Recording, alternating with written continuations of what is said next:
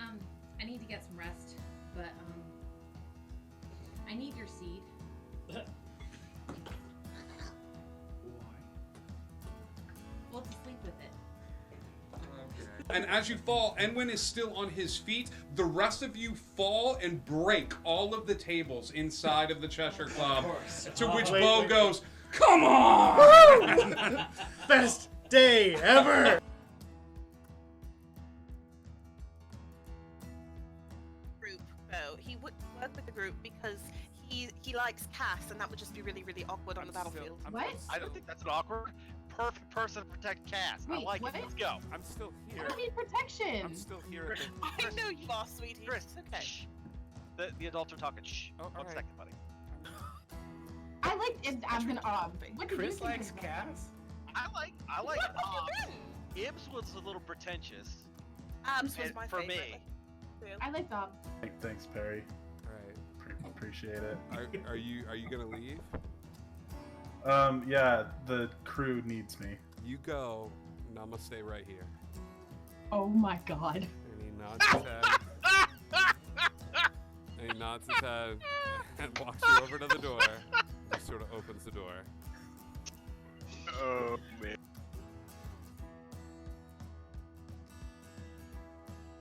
There was mouth stuff poison. Oh yeah. There was mouth stuff. That came out wrong. Sorry. Sorry. I could not laugh. Person has died, Ryan. A little decorum, Death please. due to mouth stuff. Come on. Get over it. I'll go home Smack now. him across the face. I'm like, wake up. All right, you smack Ryan across the We're set up in these stands or floating above the water. Have never seen a ship cross the finish line, but first. And they all watch as the first thing they see is Monkey C. Written along the side of the ship, crossing and backwards. And you have crossed the finish line. Congratulations, crew. You have won the first high lock race for the briefest of seconds. Let them be. Let them love and hurt and change and tell stories and die fighting and pouring drinks and doing the right thing even though it hurts. Just let them be. We can give them that.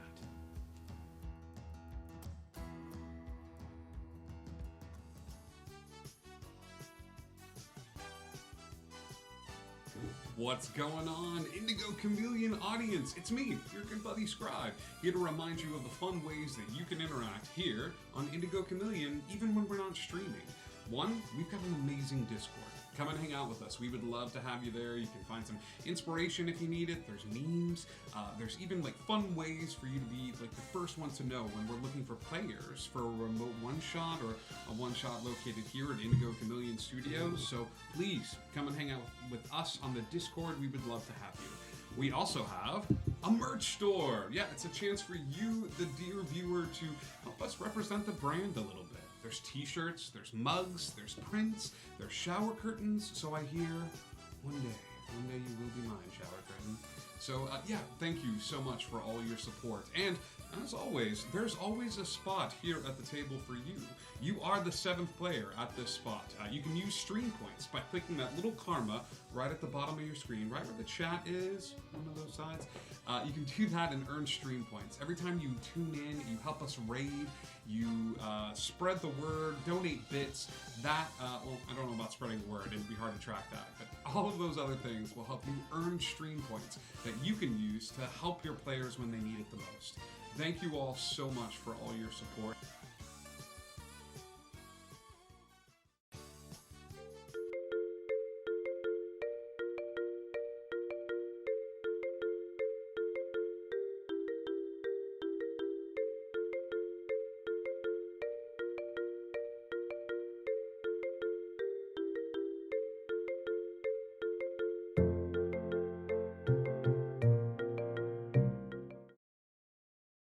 Ooh, let's turn the microphones on. How about that? That's better. Hi, everybody. Welcome. It is Thursday night. It's time for a little Dungeons and Dragons here on Indigo Chameleon. It's me, your good buddy Gary, wearing his Hawaiian shirt.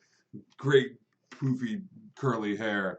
I'm just kidding. It's me, your good buddy Scribe. Icky V, thanks for subscribing for 11 months in a row. This is amazing. We love you so much. Thank you so much. Yes, and everybody that's tuning in, Alcaboose Bender, Indigo Gma, let's go season 2 of The Lost Isle. This is our mixture of D&D and sci-fi and all sorts of good stuff.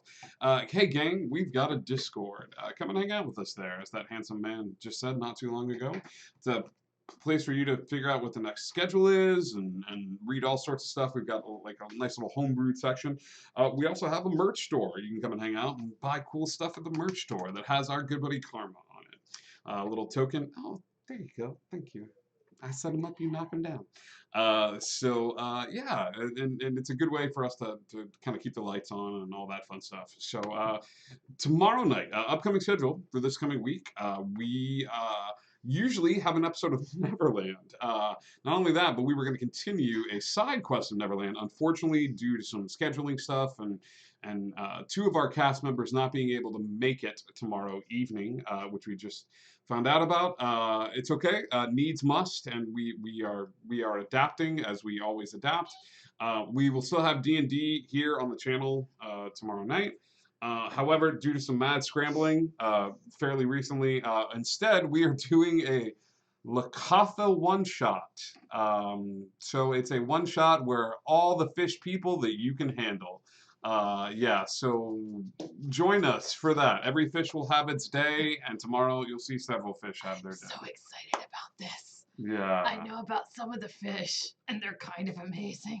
And we're going to be joined by a very special guest.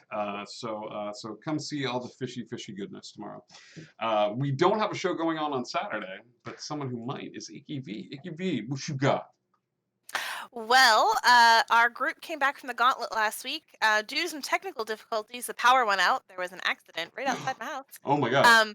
We weren't able to play Saturday, so it's makeup day for some of our gauntlet folks, and to see the results of their battle with the Illithid. Ooh, Illithid make for good friends, and we miss our good buddy Tren tonight. We do. But good luck in the gauntlet to all of the Circle of Ash individuals. Please tune in on Saturday for that. Sunday we don't have anything going on here, but on Monday we've got a special one shot. I got one of those weird ideas late at night about your imaginary friends that hang out with you during the day and make you laugh, but at night they protect you from the nightmares. So my players are going to be assuming the wow, the fish pun. The fish puns are starting in this chat. Really? So join us on Monday for some imaginary friends keeping the darkness at bay. Just FML, hey buddy, thank you so much for the bits. We love you, pal. They sure are. They sure. Tuesday we have one of the last 2 episodes of Wonderland. And guys, I'm getting a little choked up. It's the first world I ever DM'd in, and it's the first world I ever created, and the door to wonder is closing. So the last of 2 episodes starts this coming Tuesday, and I'm gonna miss her. She's been very kind to me and to the channel. So tune in for shenanigans on Tuesday. We'll have more things happen, like having it be the final 2 episodes of a world, and I'm getting a little sad and have a couple of the cast members go, we're looking for the bathroom for those people that have wings, and the guards being very confused because their charisma is so high. So hilarity will ensue. Tune in on Tuesday. Nothing going on Wednesday, but then Thursday I'll take us back around to the Lost Isle. That's true. We'll carry wonder in our hearts forever. I think that's it. Wing accessible restrooms are very important. Stay tuned for that T-shirt of just the symbol of the restroom of the men's room, the women's room, and a bird, and just very confused. There you go. Once upon a time, on the Lost Isle, our heroes spend a good amount of time going through and dealing with Mr. Tesla and the shenanigans that ensued. But instead of wrapping up that, I want to give to you a TLDR. If this is your first time, hey, Nightheart Gaming, it's one of our favorite streams. Hey, guys and gals, welcome. This show is about a group of individuals that started playing a game of Dungeons and Dragons. Come to find out that Dungeons and Dragons is less of a tabletop game and more of an instruction manual for when these heroes awoken to their true selves and the power found therein. They have found themselves thrust in an epic battle between members of Arthurian legend. Finding out that their DM was none other than Merlin himself, which led the group on a madcap chase to uphold Merlin's last sort of bastion amidst the seas of time, a modern-day Camelot, known as the Lost Isle. The island travels in and out of the sands of time and the seas of time and finds itself in different time eras. They met Merlin's son, William, played by our very own Big Mike, and Big Mike has assumed the role of his dear old dad by becoming the team's wizard. The group also met Texas along the way, who joined up in the team after a set of auditions, and they passed on an accountant vampire, and they are so glad they did to get Texas on their team. The group has been traveling for the better part of what feels like much longer, but about a month or a couple of months or so, traveling in and out of time and righting wrongs. They now find themselves a little wiser, a little older, and a little bit more accepting of the reality that they found themselves thrust into.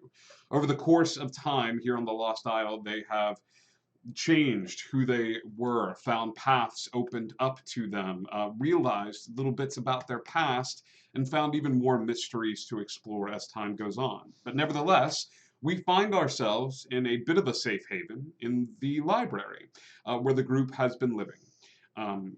Floating in front of them, alongside the large sentient table in the library, is what they see to be the sword known as Excalibur.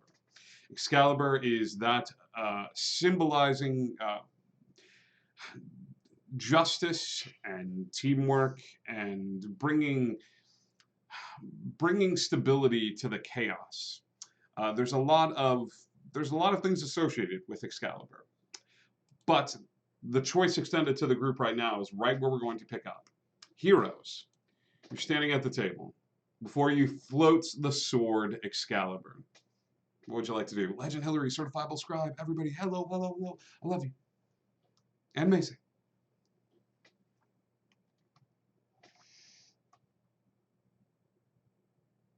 Cass is still confused that it came out of her hand.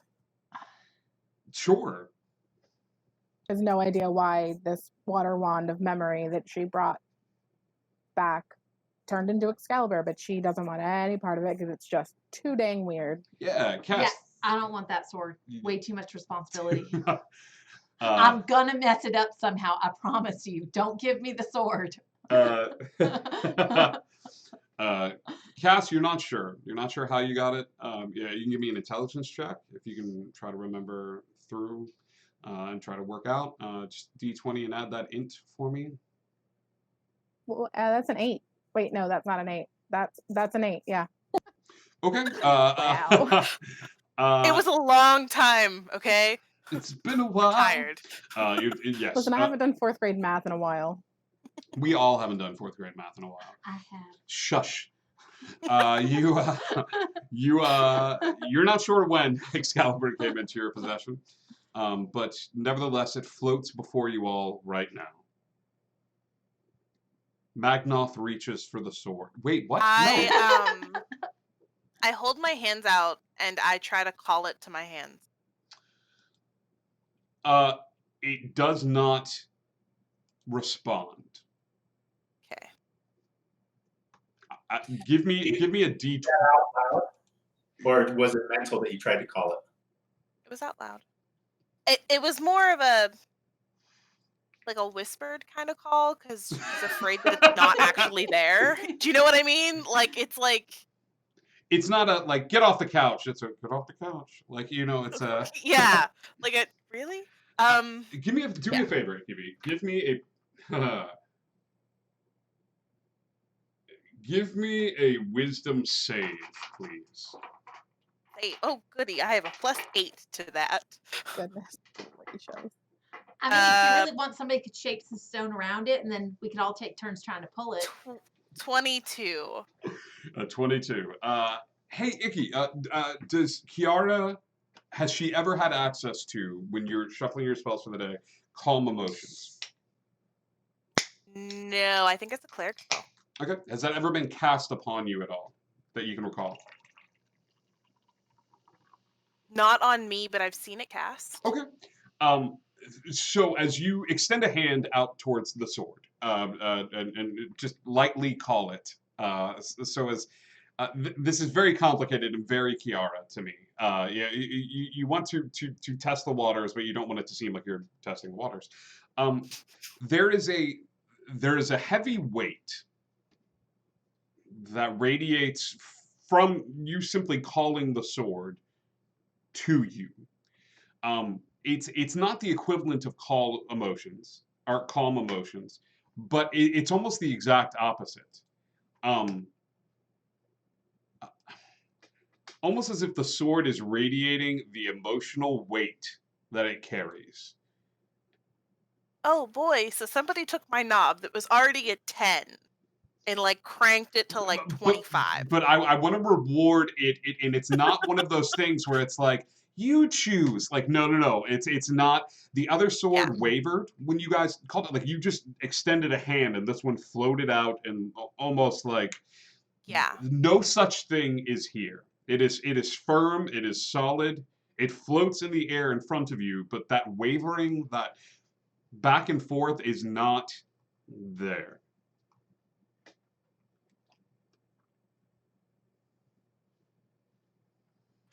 Texas is back. Texas has taken a few steps. Texas is outside of the house, headed towards the bar.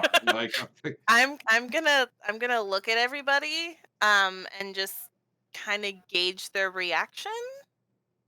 And I'm going to, if no one stops me, I'm going to grab the sword. Okay. Turk, do you stop him? I don't. My focus is probably still a lot on Wolf right now. And if this is something that's responsible, I don't know that Turk is anywhere near ready for picking that sword up. Mace, let me know who that DM inspiration is going to, buddy. It's from Meowdeth for the Soul Eater reference. Thank you. I didn't know being a weeb would ever pay off like this. Thank you so much. You playing a streaming D&D game, and you didn't think being a weeb would pay off like this? Thank you, Mason. Listen, you're probably the most responsible one of all of us. I mean, based on just everything that's happened up to this point. So I can't really argue with it. Okay. But only based on every single event and thing that we've gone through thus far. Okay. William? What? Would you stop me? Did you reach for it? Yes. I'll just say this. Are you sure? Okay. Hang on. I need another wisdom save, Kiara. Cool. I can. There's my Kiara dice.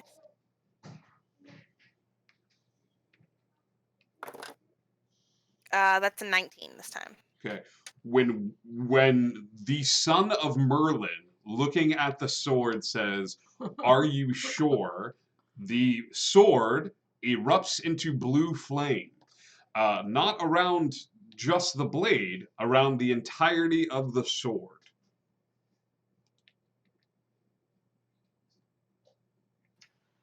Are you sure? You believe in this team? Do you? I do. Do you believe in yourself? I have a lot to prove, mostly to myself. I believe in this team and the things that we've done together. Do you think that this sword is going to give it to you? If it gave in and just gave it to me this time, do you think I end it? It's going to Do make me work for you it. think you deserve it? No. Grab it and find out.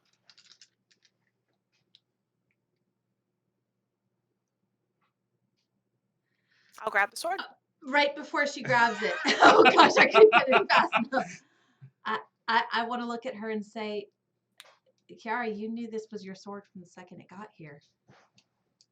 You've known this was your sword from before it was actually the real sword. I think you should grab it. And I'm gonna bardic inspiration right before she grabs it. Okay. Take a what is it, a D8 for you right now? I think it's a D8. I've lost track. D8. I don't know who I am anymore. D8 of bardic inspiration. Okay, Yeah. Kiara, I need. This is a contested will check. Okay. This sword, unlike the other Excalibur, is the real deal. It is not, or as real as it's going to get for the time being. This is also a sentient magic item. The magic item has to accept you for who you are.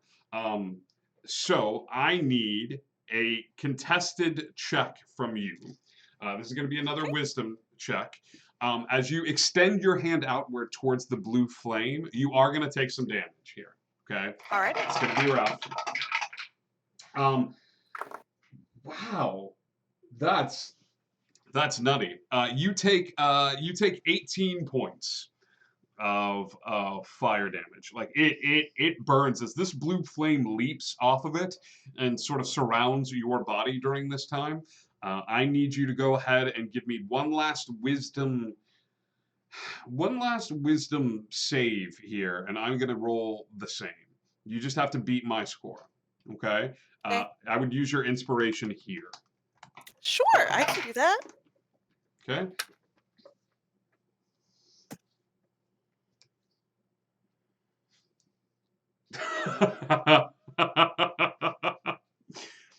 Okay. What was your wisdom save, Kiara? Well, I got a nat 20 plus 8 for 28, and then I rolled a 7 on my D. Oh my Okay. gosh. Well, it's pretty good. Kiara extends a hand outward towards Excalibur.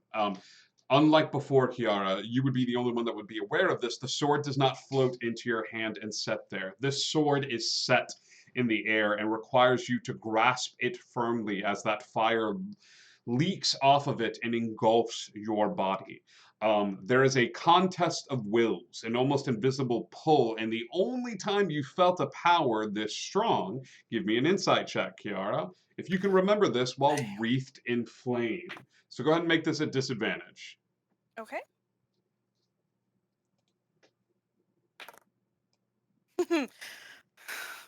Man. That's still not bad. That's an 18. Okay. The only time you felt a power close to this is you grabbed the sword, you were able to fight through the pain and tie it to something you can recognize. The weight, the heaviness of it seems like a strain on this world in a good or bad way. You've only felt this one other time, and it was when you were standing next to a table. A very special table with people gathered around it, and you felt that same sickly weight pressing down on reality. As you grab forward for the sword, there is a bit of a push and pull as if two parts of a magnet are repelling each other until you fight through it, grabbing the sword in your hand. And as you do, the blue flame around you is extinguished, and you are holding what looks to be a staff made of white wood. Think Gandalfian. That spirals up, floating where the bits of the white wood intertwine, floating in a bit of a prism shape, is a moat of blue that revolves around. So think four pieces of wood that grew together of white oak, okay, that spiral up and all connect to a point at like this point, but in the center of this point, floating at the top of the staff, is a mote of blue light.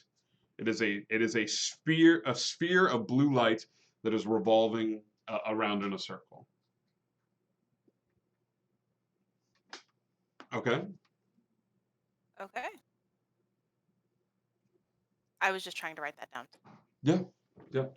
I will get this loaded into your character sheet for the time being. It is an attunable item, so plan accordingly. Gotcha. But the benefits have been listed for you all, since I wanted you all to be aware of what you were going. This is in its first and foremost form. It has a secondary form and a fully awakened form as well.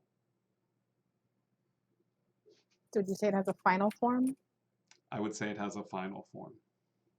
This Okay. isn't even its final form. Yes. Okay. With that, it's over 9,000. With that, the room is yours as Kiara now stands before you. She's currently holding two staves, the one that she normally carries with her and this one of white oak.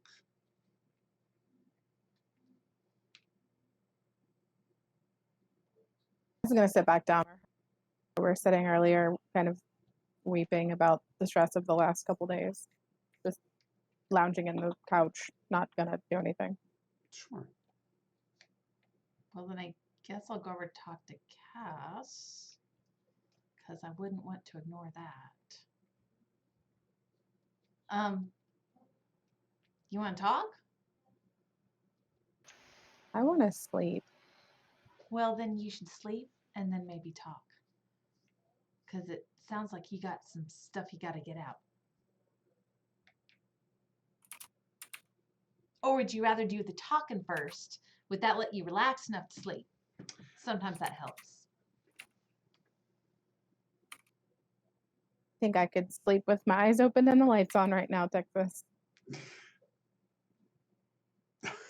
Well, then I think Kiara needs to go practice with that sword and stab something. Maybe not something alive, but something. Not it. And you probably need to get some sleep.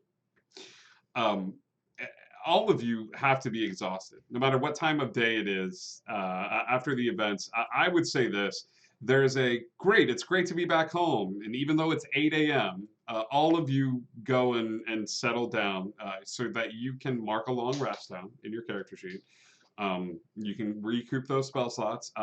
After a long sleep, Wolf is also marking down a long rest, and he is considerably happier. He's got a pep in his step.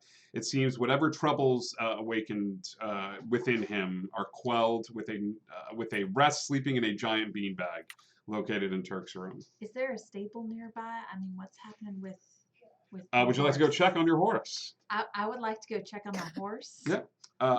You look outside and your horse is not there. Oh no! I don't even have a name for him yet. No, you do not. Give me a perception check. That's terrible. That was a 7. A 7. You scope the surrounding areas. You do see some like charbroiled marks in the ground and things of that sort. But no, you kind of search around a little bit and you don't see your horse anywhere. Horsey? Are you calling? Natty Nightmare? Are you calling him Horsey? Yep, I'm gonna try every name I can think of. Ned, Nellie. I'm not sure what your gender is, so I don't want to offend you, but Natty Nightmare. Hello. Give me an animal handling check for Nighty Nightmare, which is the weirdest kids book. Yep, that's a 22. That was better. Okay. We get along great. I'm Uh, just not super perceptive. Tongues has dropped at this point, but sure enough, with a 22 Nighty Nightmare, pops and blips into the space and just sort of looks at you with its head cocked, scaring quite a few passerby that happen to be walking along the street. He's just fine. He's just a horse straight from hell, but he's fine. Very nice as long as you don't piss him off. It comes over to where you are. He can't really talk anymore, but I'll cast tongues again, especially if we're gonna get ready to go to sleep. Sure. Okay. Hey, I just want to make sure you are okay. Do you need accommodations? Like, well, do you need a place to stay? Like sleep? Travel. Oh, you go? You come back though, right? Sometime. Okay. Do you have... I'm Texas. What is your name? No need of name. Name implies ownership. Oh, no. I just wanted to know what to call you. Is Natty Natty Nightmare okay? Ned, Nelly. I mean, it doesn't have to be and I'm partial to alliteration, but it doesn't have to be an N-word. The demonic horse bristles a bit and disappears with a flash of fire. After a few seconds, a bit of time leaves, and then the horse appears back in the space, nudging against your arm. Oh, did you want an apple? It drops at your feet a small figurine. Okay. The figurine looks very akin to this. It looks to be made out of obsidian. One even might call it a figurine of wondrous power. Ah, I think I've seen this before, only it was an elephant. It was, but this polished obsidian horse can become a nightmare. In your case, it summons a nightmare. Okay. It holds the attention of this dark, demonic, infernal horse for 24 hours. It fights to defend itself. It fights to protect you. Once you've used it, it disappears for 5 days. All right. You can add that to your inventory. Figurine of wondrous power, the obsidian steed. Okay, but it drops it in your hands and sort of looks at you and says, "Call upon me if you need me." Thank you. Or don't. I don't care. Do you want apples for the road? Yes, please. I'm gonna run inside and grab as many apples as I possibly can. Okay, you just go grab them. In fact, I'm gonna see if I can put them in a basket so I can just. I know it's impractical and I know it's dumb, but it's what Texas would do. So, so that I can like hand him a basket. That way he could like hold it in his mouth if he wanted to and take him to go. You provide a to-go basket of apples to the obsidian horse. I call it a horsey bag. You provide a horsey bag to the horse from hell. Captain Slaymore says, "Who is Apples? A non-essential NPC?" The horse looks at the apples and nods its head without saying anything because its mouth is covered. Right. And vanishes with a puff of smoke. Bye, Natty. You hear in the distance. All right. I'll head back inside. As you go back inside, you see the obsidian steed is attached to a chain, if you will, so that if you chose, you could wear it around as a necklace. I will. All right. Texas walk in smiling, but minus a bushel of apples, and she's sporting an obsidian steed necklace that she wears as a choker. Hey, oh, I was just outside. I was talking to the horse. I need to come up with a better name than Natty Natty Nightmare. I feel like that could get really tiring to say after a while. He's just out and about. Don't worry about him. I know you were all really worried. So are we actually awake at this moment, or is she talking? If there's anybody awake, I'm telling them. If not, I'm going to tell some bug on the floor. Laarafel is reading a book and drinking tea, but as Texas comes in, she has this conversation. Laarafel, oh, you guys haven't seen this yet. Laarafel is feeding the table as she's drinking her tea and reading her book. As you come in, nobody's ever really been around at this time. She's taking live chickens. She's got a crate of live chickens, and occasionally she goes, Oh, that's great, dear. Congratulations on your demonic horse. And she takes a chicken and throws it to the center of the table, and the chicken just lands there, and then the table kind of flaps up like Venus flytrap, and then comes out, and the chicken's gone. But she just reads her book and sips her tea, holding both like in her lap, and she occasionally like throws a chicken to the table. Your table just ate a chicken. Oh, aye, it's a mimic. Why do you have a mimic in the house? Oh, because before you lived here, I didn't want to pay a dog or nothing to be like a bodyguard in case anyone broke into the library. But you come into the library and you're looking at cart books. What's the first place you put your bag on? A table, but he doesn't eat the books that you actually want to stay on the. Do you just not? Oh no! Use I mean the we've books. used this table. You haven't told us it's a mimic. I told him not to bite you. Okay, I just need to understand this whole aesthetic. The girl with a nightmare is berating the woman with the mimic. Well, I told you he was. Well, I didn't even have to tell you he was not married. He made it really obvious. So I feel like you all have the same information that I have. No. Daniel wouldn't harm a fly, so you're fine around him. So it's fine. Yeah, but no, not saying anything about chickens. He won't hurt a fly though. No, he'll eat a fly. He's done it before. Honestly, he seems a lot safer now that he's got a name. Hi, Daniel. I really need to name my horse. The table just kind of shakes. It shakes a little bit, and then. Hi, Daniel. Hi. You're Tables. such a cute little mimic, aren't you? You are about to suffer a point of exhaustion, so instead you head to your room and rest for a tiny little bit, allowing everybody in the party to rest.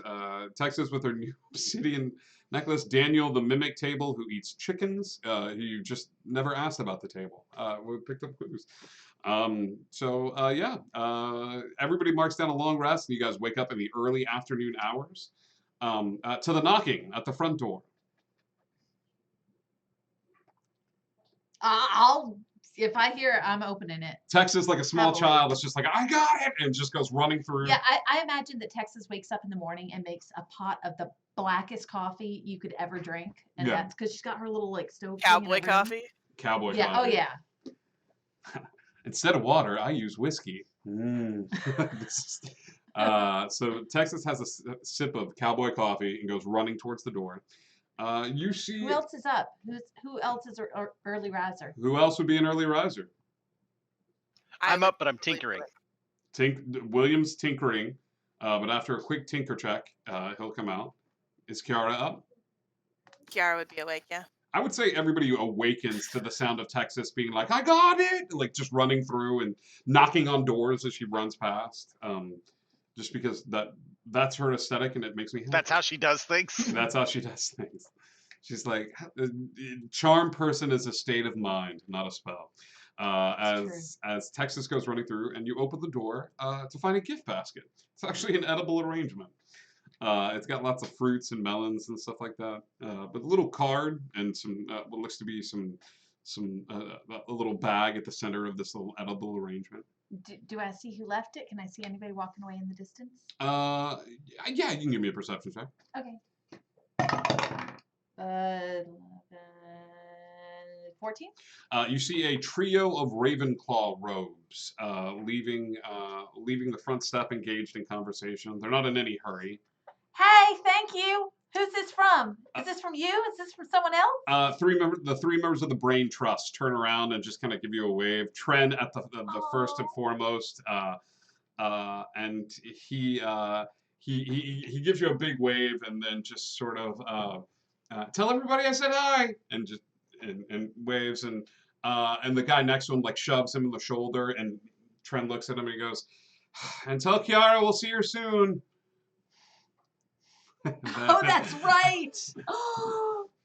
and he kind of like talks to his buddy and they all turn around and they walk off. I'll remind her. Thank you. Yep. All right, I'll bring the food in. Inside is an edible arrangement filled with fruits as you guys all gather around the table. Also are 1, 2, 3, 4, 5 golden Millennium Falcons. The note explains as such, these are tokens of the Brain Trust. Throughout the years, the Brain Trust has done various favors for many, if not all, of the shopkeepers around. the Lost Isle. So, in lieu of you spending a fantasy Gashapon token this evening, since what you did was not sanctioned by the council, and I'm not even sure the council knows about it yet, since y'all just got in, Wait till they hear about the horse. they'll hear. Where do they hear about the horse? Gold Millennium Falcons. You can use these at any of the various shops around the area to trade for a magical item, usually of the rare variety. With a little finagling and things of that sort. Depending on the magical item, if it's not completely broken, like one suggested to me, that can work. If there's a cloak or a weapon or something along those lines, and this gives you a tad more control, rather than leaving it up to the fates or Lady Istis that would dictate who gets what in the fantasy Gashapon. So there is a very sweet thank you with some chocolate-covered strawberries and different fruits in the edible arrangement. That being said, heroes, what would you like to do with your evening back at the Lost Isle?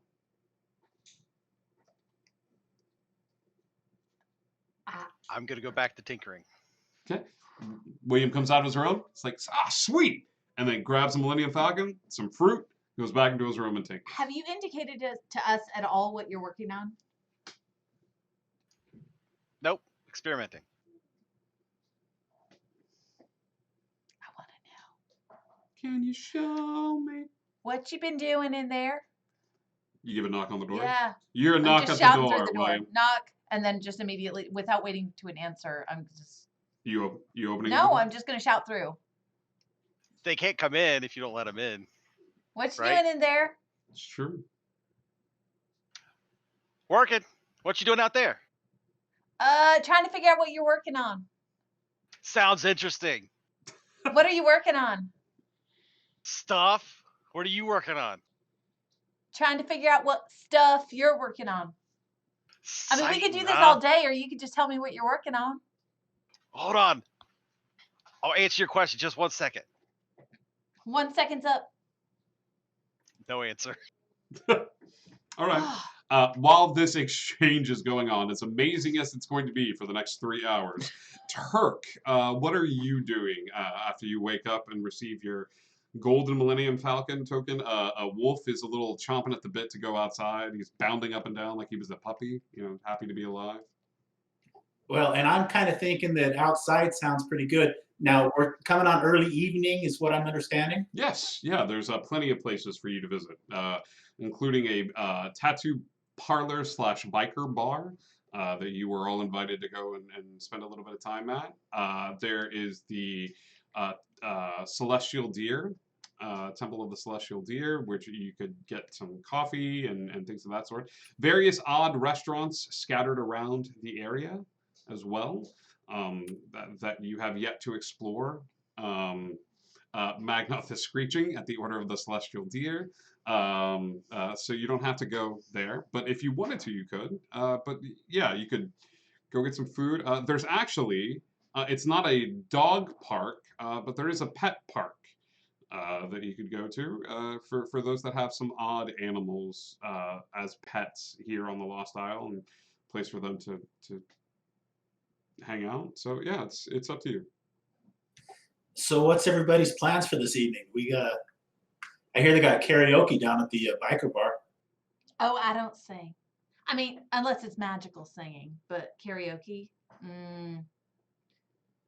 Because all you do is sing. Why don't you sing karaoke? I know. It's weird, isn't it? I just never have. It just seems so You do presumptuous sing. to sing without a point, right? The point's to have fun. Have you never done karaoke? No. You just go up there and sing? Pretty much. Just kind of because you feel like it? Not because Don't you feel like singing sometimes? Well, I mean, Yep. You I mean, sing I because do the on song my makes you feel own. You sing a song because it makes you feel a certain way. Right, when you're pick casting your a favorite. spell. No. And when you're like not. Karaoke. Just All right. I'm pick gonna a song that makes you feel good and you sing it. Texas. And I'm gonna look at Kiara and I'm gonna look at Texas. What? Why are you looking at us like that? Is this a thing that's happening? I mean, we can totally go do that. I mean, weren't we going to go to the gotcha pond? I have an errand I need to run that thing. first, but we can do whatever. I mean, we got a whole day. We can do more than one thing, right? Sure can. You want to go?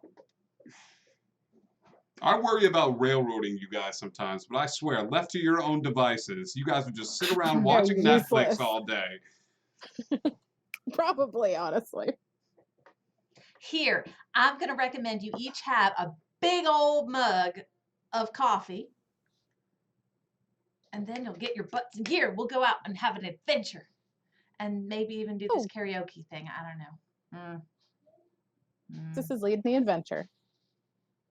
Is this legal? Coffee? Coffee? This coffee probably isn't. This coffee. Yeah. No, probably not. Suddenly trying to figure out what would make a drink illegal. Way better than that stuff at the Celestial Deer, though. Get off I the feel island, like Magnoth. I just smelled it, and I am very high strung. Yeah, that's how it works. I mean, I drink it too. It helps me, but you can just smell it. It does kind of a similar thing. You can also So just out rub it of on your character. skin. It accelerates healing. We're gonna need to take notes. Out This of is a character. noticeable item now. It's this coffee is what makes you high strung. Look. Sure. A voice. I didn't just think of that now. A So, voice. no, I said out of character. Hold on. All right. I Does the said out of library have a character. Sorry. couch? Right? Do not let her have any more of this coffee.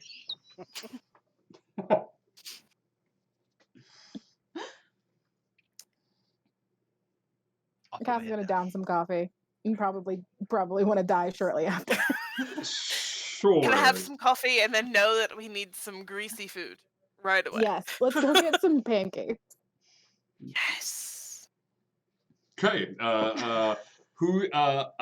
William, with what you're working on, I think this is the first time you've attempted anything along these lines, and especially Right. of this magnitude, buddy. I'm inspired. I know this is going to take the better part of the night. I assumed. So if you want to do that, that's fine. You're going to need. I'll say you have the raw materials to pull off something like this, but you're going to need. You're going to need at least. You're going to need at least 1,000 gold pieces each. For the enchantments and things of that sort. Like you have the raw materials, but I think that cost is fair. Okay. For something along those magnitudes. Plus, you may want to go talk to somebody to back you up on this one. If you're doing it solo, no, you got the professor. You got your buddy, your spirit of intellect. So if you Yes. you can make this a check. Give me a straight Arcana roll. I think the Arcana to plan, and then it would be like D20 Dex and proficiency to build. All right. All right. So that is a 16. On Arcana. Yeah, it's complicated. It's fine-tuning magic, and it's magic that sustains over a long period of time. But it seems like a simplistic spell when you break it down into its baser elements. So yeah, I'll say you work on this well into the evening, unless you'd like to go somewhere and commission this work to be done for you. Could I dedicate slots of power in lieu of some of the monies, like spell slots? Like permanently? No. If I were to use all of my spell slots for today, would that abate some of the money? No, because money is a. I'll say this to cut. Just asking. To cut through the rigmarole. If you want to trade the token and your spell slots for the day, I would say that would be enough. Okay. Fair enough. Is that fair? If he's gonna be working on that, but when we go out to Pancakes, Cass is gonna bang on his door and just say, "Pancakes, you coming? So Your name's not Pancakes. I mean, we're going to get pancakes. Do you want food?" William, you actually get a flash of genius. You realize where this has come from, and Cass, before you're able to do that, you send a sending to the people who gave you this thing and be like, "Hey, I want to call in my favor to you guys. Will that work?" And they go, "Huh, yeah." And then you kind of explain what's going on, and the three of them come back to the house and head into your room. And they see the things mapped out. They have everything mapped out, and they're like, "Yeah, come back in a few hours." But they're like, "That's clever. Why didn't we think of this?" And they just start going to work. You get 3 artificers on the job that can do the fine tuning work. Perfect. So Does then that free Cass me is up gonna for bang on the door and pancakes? say, "Hey, Pancakes, you coming?" Does that free me up for pancakes? It frees you up for pancakes. Okay, Pancakes. I'm in for pancakes. I'm in for pancakes. Yeah. You guys head out for breakfast. Late it's the Lost Isles, so there's Brenner. Hey, time means nothing here. We all know that. Okay. Sure. Yeah, you guys wander around for a little bit. Give me an investigation check. Somebody take the lead on this one to locate a cool breakfast place. Please, not me. I have a +0. 24. Okay. 24 on William. Texas, what's the name of this breakfast place? Bob's Breakfast. Once again, it's alliteration. Bob's Love it. Breakfast. Cass, what's an odd facet about the outside of Bob's Breakfast? It's all done in linoleum tile Linoleum tile on the outside. on the exterior. On the yeah. exterior, which is weird. Turk, what's an odd breakfast item that they are known for at Bob's Breakfast? They've got a surf and turf that they serve that is to die for. I just got to throw that out. Breakfast surf and turf. I love it so much. Kiara, it's linoleum on the outside, but inside it's a little different. All of the wait staff is themed how? In like desert garb. This is good, like a Mad Max post-apocalyptic breakfast place. I'm about this. And William, they actually don't take any sort of form of payment here. How you pay for breakfast is pretty odd as well. How do you pay for breakfast at Bob's Breakfast? You can only pay with hugs at Bob's. Hugs at Bob's. You guys head into the post-apocalyptic linoleum outfitted surf and turf sensation that is Bob's Breakfast. I'm buying everybody in that place breakfast. You walk into this place and you are greeted. You are greeted by a loud cheer. Everybody dressed in desert. They pull their mask off and their goggles off, and they kind of wave at you. And you come in and you see Bob behind the counter. Bob is a pretty big guy. He's very gregarious. But as you come in, he's like, "Hey, first time at Bob's? Yeah. Welcome." And he just and William's like, "I come here all the time." And he has my own booth. Yeah, he comes to Texas. He's like, "William, this is my best customer. Come over here, man." And he's one of those. It's one of those big hugs, and he lifts William off of his feet a little bit. Bob is one of those older gentlemen that just is filled with life. You see his cheeks get a little rosy as he lifts William up and shakes him like a little kid. And William just goes, "Wee!" And he goes, "William, you just like that. You want your usual booth?" Yes, sir. All right. As always. Special tonight is surf and turf. We have a pancake. We take a little bit of fresh lobster, chop it up real thin, cook it in with the pancake. I know it sounds a little weird. And then we got a steak for you that we cook up, real nice, little salt, little pepper, various sauces that you can dip the pancake or the steak into. And the other weird facet here is, you ever been to a hibachi place? Yeah. No. We cook the breakfast right on the table for you. It's a bit of a show. It's a lot of fun. You finally did it. We did it. I've been waiting. This We- is the thing. I told you it was going to be fantastic. They all laughed at me when I put linoleum on the outside. They laughed again when I made it desert themed inside. And they laughed a third time when I didn't charge money. But who's laughing now, William? Who's laughing now? Not me. I'm cheering right with you. Yeah, that's good. Good thing I'm independently wealthy. And he escorts you guys back to the back, where you see a little kobold wander over to the table and just kind of like look over at the group, and he, as you guys spout off your orders, and he begins to cook a fantastic breakfast. Who orders the surf and turf? I have to. Yes. I mean, at this point, Okay. I'm fascinated. It is bottomless mimosas at Bob's breakfast. Who is partaking of bottomless mimosas and Bloody Marys during your time here? Yep.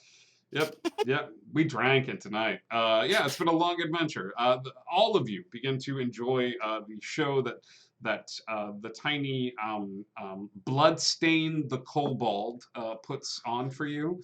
What? Important question: Does his he name is have all his Bloodstain? fingers? He does have all of his fingers. But you see, hi, welcome to Bob's. My name is Bloodstain. Bloodstain, Written right. in a little name tag, and he begins to cook up a fantastic breakfast for you guys. How'd you get your name? Your name. The first day I worked here, I had an angry table.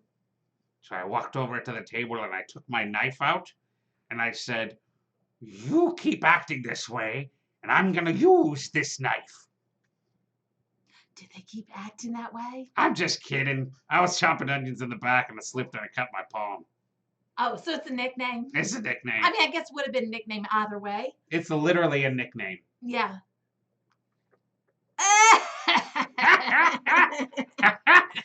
Breakfast is on me. And he hugs Texas. I'm granting DM inspiration myself on that one. That's for me. That's for me.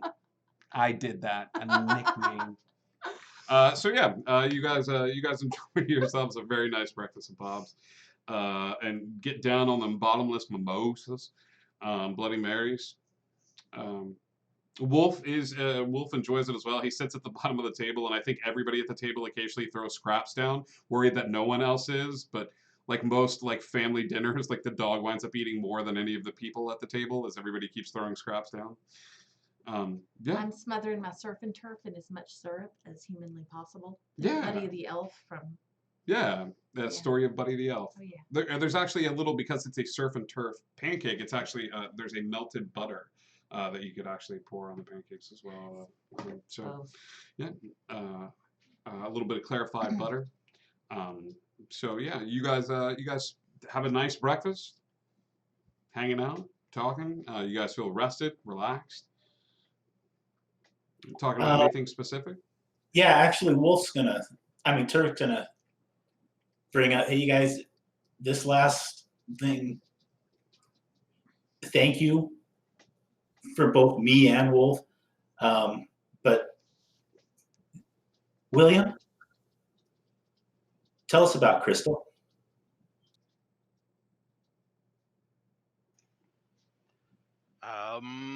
Well,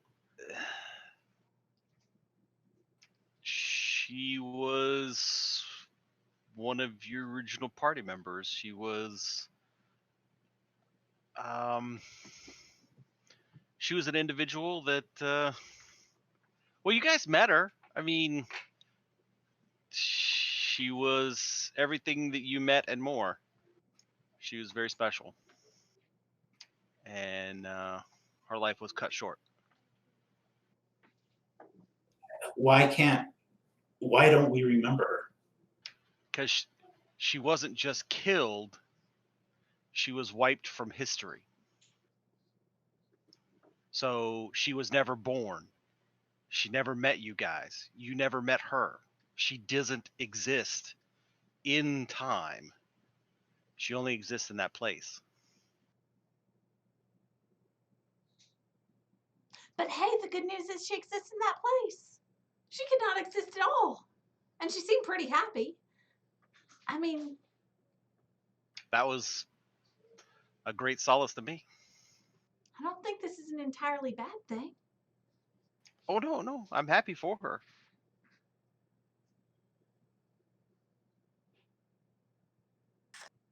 I mean, I could be existing in a whole different place right now. I could be existing back in Wonderland. You guys could be existing. Where are you from again? Anyway, you could be existing there, and so she's existing over in this place. Kiara, Turk, and Cass, this is the first time Texas has ever mentioned that she is from Wonderland. Oh, have I not mentioned And that? I don't think anybody here knew that place existed Oops. before this was just kind of casually dropped. Well, I don't think a lot before talking. You're from Wonderland? You mean like book? Like the book? There's a book?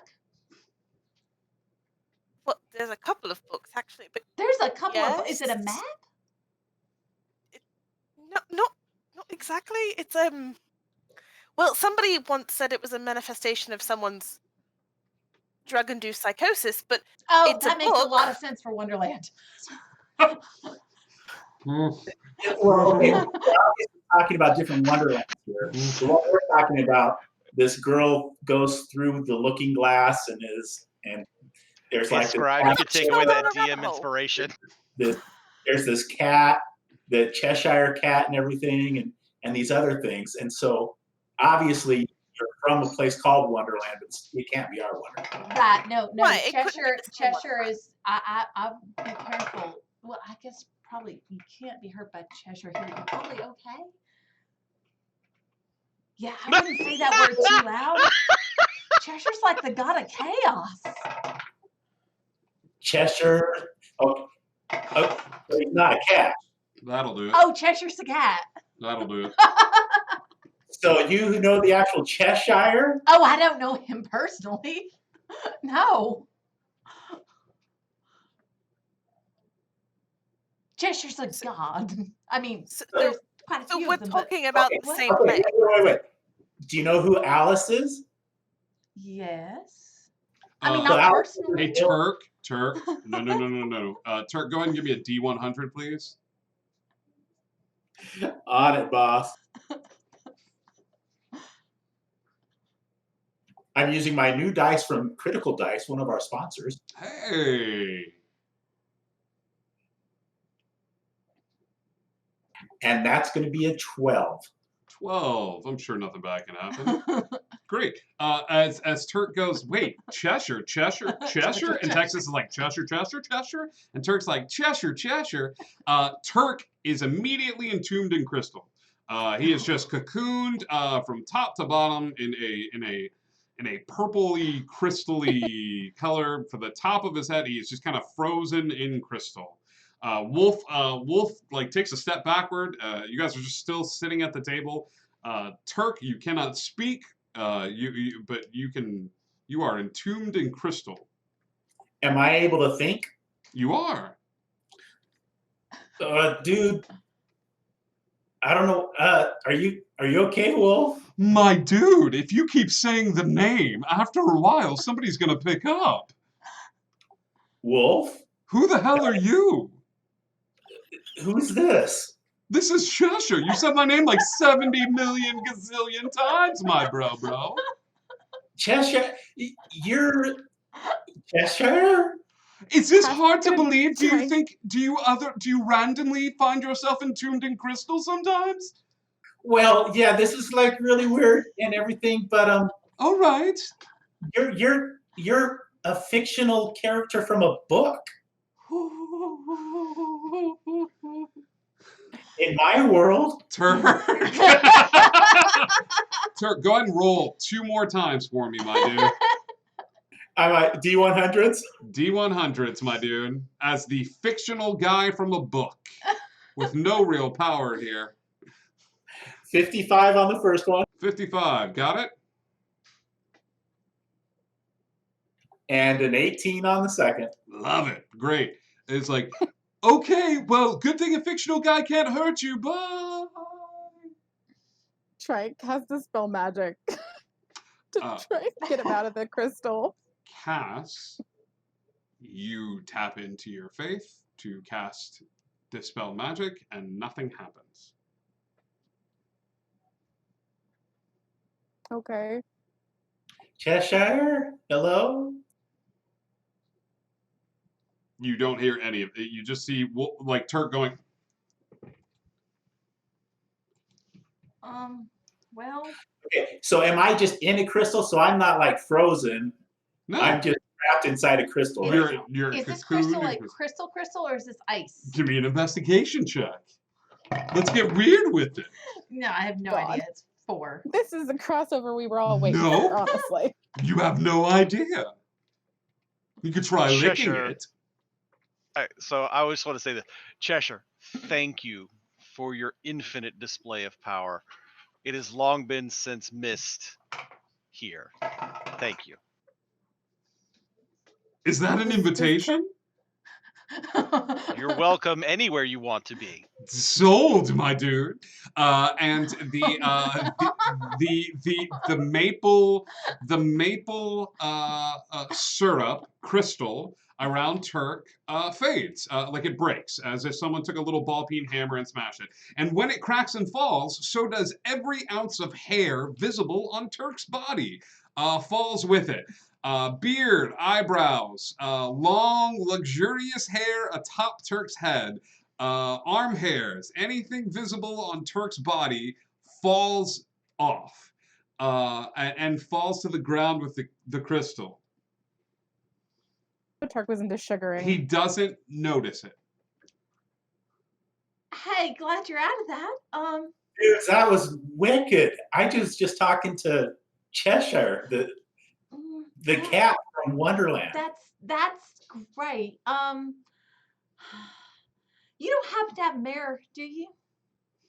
No, it's probably better that you don't. You might want to touch the top. Brace yourself and then touch the top of your head. Reach out and rub his forehead. Like, where'd your eyebrows go? Just.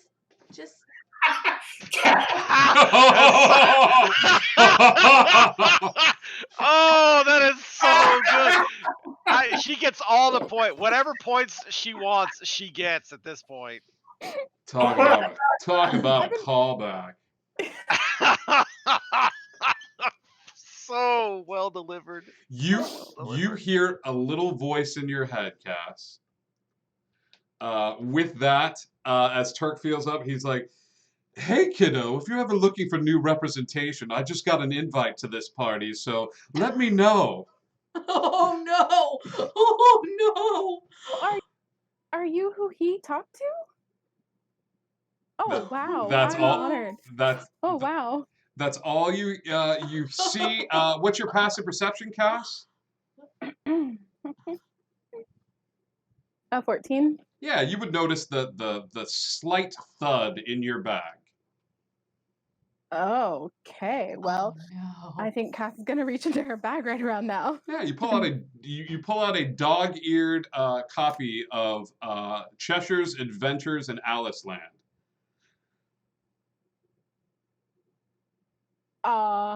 If we're seated in such a way that I can like kind of fan through this book and see what it is without calling a whole lot of attention to it, I'd like to do that. It's a copy of Alice in Wonderland, but anytime anyone else's name is mentioned in the book, it has been crossed out and written in pink crayon Cheshire. God, beautiful. I love this. Turk, your eyebrows. I can't. This is perfect. I've had the best day. Okay, I'll give you that. This is okay. Yeah, but yeah. Hey, Bob, can I get another order over here, please? He comes over and you hear a soft whine from the table, from underneath the table, as the last voice you hear is Cheshire fading into the darkness and him going, "And your little dog, too! Suck it!"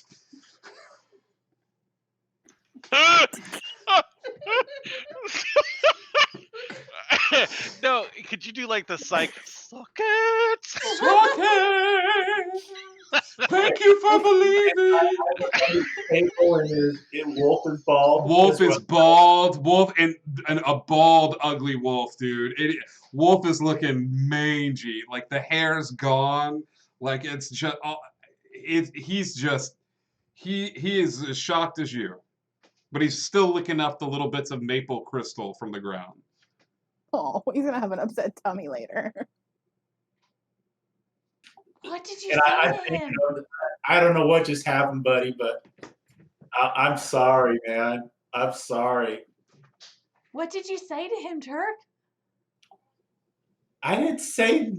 I don't know if I can say anything else. Great. What a lesson we've all learned today. You finish up at Bob's breakfast. You all finish up. Bob comes over and as you guys are leaving with a dustpan and a broom and kind of looks over at the table and looks over at this booth and he goes, "We're probably gonna close this booth off for the rest of the night," and just kind of puts a little and sweeps the hair, all of the hair from the dog and Turk, along with the little bits of crystal underneath the table, and he goes, "Well, thanks, William. It's been real. It's been fun. It's been real fun." Before we leave, can I trouble for your Larathel special? I'll double hug you on this one. Yeah, sure. Yeah, and goes and comes back with avocado toast and a side of like $1 million bacon, and a little order of cantaloupe. You know, it's Larathel's favorite. But it comes it all out and it's wrapped in a little like doggy bag. You know what I mean? But on the doggy bag is the little desert wanderer being like, "Thanks for coming to Bob's," with the thumbs up on the bag, you know, and hand you the bag. Yeah, you guys are finished with breakfast. Who drank? If you drank a little bit, you're good. Who drank? Everybody, give me Constitution saving throws as we welcome the Gaming Brew raiding us on a party at 12. We love you guys. Thank you for joining us. You guys just came. You brought the party because these players have just drank bottomless fantasy mimosas. So y'all be drinking. I need con saves at disadvantage, please, because you've been drinking. I'm not gonna roll a second time. The first one was a 1. No, Cass is drunk. I'm all right. I'm okay. I'm not alcoholic. Yeah, you've been drinking. Thanks, guys. Modded Thanks for the 20. raid. Modded 20 at a disadvantage? Oh, it did. I had a 19 and an 18. Kiara, I'm gonna need to take those dice away from you. I'm sorry. I did. I just put them away. Please put them away. I just put them away. We love you. Switch Yeah, they've been drinking. You guys brought the heat. Yeah. So cheers. Apparently, I drank a lot of coffee because that's even at disadvantage. That's a 18. yeah, you're tipsy. Cass is drunk. Turk, what about you? I rolled a 20, Yeah. and then you called for disadvantage. Yeah. Now I'm down to an 11. Oh, nice. Cass and Turk are drunk. Kiara and Texas are tipsy. William, you ain't drinking, right? That's not his style. Nah, he's good. So this is fun. This is like any good party, like where two people get like really drunk and they're just like, and you two feel like you have to kind of like lead the way. So you guys leave Bob's breakfast, the linoleum desert themed breakfast. Yeah, where else are we going tonight, kids? Want to go get my necklace fixed? Okay. Let's find a necklace place, and I want to get my necklace fixed. Investigation check for me, William. Once again, are you heading back to the library to bring Laura Ethel her food? I'll wait to give him the directions and then I'll run over to Laura Ethel. Sure. So that's a 15. 15. Yeah, you know this place that you tend to go to anytime your magical accoutrement died. It's almost the equivalent of many heroes come and go throughout the Lost Isle, and sometimes they disappear without a trace, and sometimes they leave in a hurry, and they leave stuff behind. So you recommend them going to the Bird and Bubble. The Bird and Bubble has a big sign on the front, and it's essentially a lost and found magical item repository. They do minor repairs as well. You say, William, as you head back, William recommends that you guys ask for Kiki. Kiki will be able to help you repair your necklace. Thank you, William. You have good recommendations and thoughts. I hope your secret project is fun and good, and those boys didn't trash our house. Yeah. Who trashed our house? Was you that guys are broadcast gonna as- watch out for her, right? Oh Yes. yeah. Uh, I should have brought. You're some back of the house, right? I'm going back to Like the drop this off library. to. Right. You're gonna be at the library, right? Well, I was gonna drop this off at Laura. Right. Do you need something? Well, I was just gonna get you to get a big old thermos of that coffee because I think that can help him. Oh, yes, I will absolutely not get that. Okay, tell you what, I'll go with him. I'll go get the coffee. You guys go to the jewelry shop, and then we'll all get meet back coffee. together. It's really gross. Yeah, I know, but it'll also make you think better. I think Will it, good right though? now. Will it? Okay, it'll Let's also go improve get your your necklace coordination fixed. and dexterity. Turk gives you a little boop on the snoot as William and Texas head back to the library. Boop, boop, boop. Hey. Bye. Boop. As Kiara, Cass, and Turk, you follow the directions and head to the Bird and Bubble. And Turk's gonna try to take Cass, link her arm on one side and Kiara's on the other, and we're gonna skip. We're gonna try. Oh man. Have fun, Kiara. Boy. Kiara, give me With great sword comes great responsibility. Kiara, give me acrobatics. Turk and Cass, give me acrobatics at disadvantage, please, as you are skipping drunk. And if That's a nat one. Oh my god. Cass face plants. She's like, I think I know how to skip, and then just the first step, just like face plants into the ground. And mine was a 10. Turk's a little better, but Turk is just walking and looking at you, Kiara, and being like, I'm skipping! Kiara! I'm skipping! Look! And I'm a skipper! I'm free like the wind! And he's just walking. Normal walk, like... Hey, Cass, when you get back, can you give me eyebrows? Third time's a No. charm. Cass Oh, gonna please, try yes. and heal her boo-boos. He'll cast something healing, cure wounds on her bruised knees. It does not cast. Come on. Really gotta get my necklace fixed. Someone help me up, please. I rolled a 16. And I will pat Cass. First, I'm going to pat Turk on the head for doing a good job skipping, and then I'm going to help Cass up, and I'm going to give her some healing word. Okay. That will work.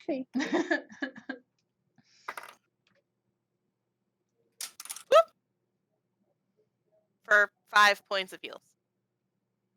Phew, that feels a lot better. I don't think I'm gonna skip anymore. I think I might just walk. Are you okay, Cass? Are you okay? Tummy feels warm. Okay. Yes. So where are we going?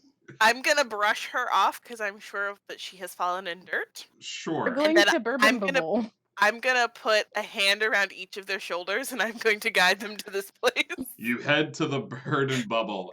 The Bird and Bubble, like I said before, is one of those places that has become a magical repository. However, it's kind of odd.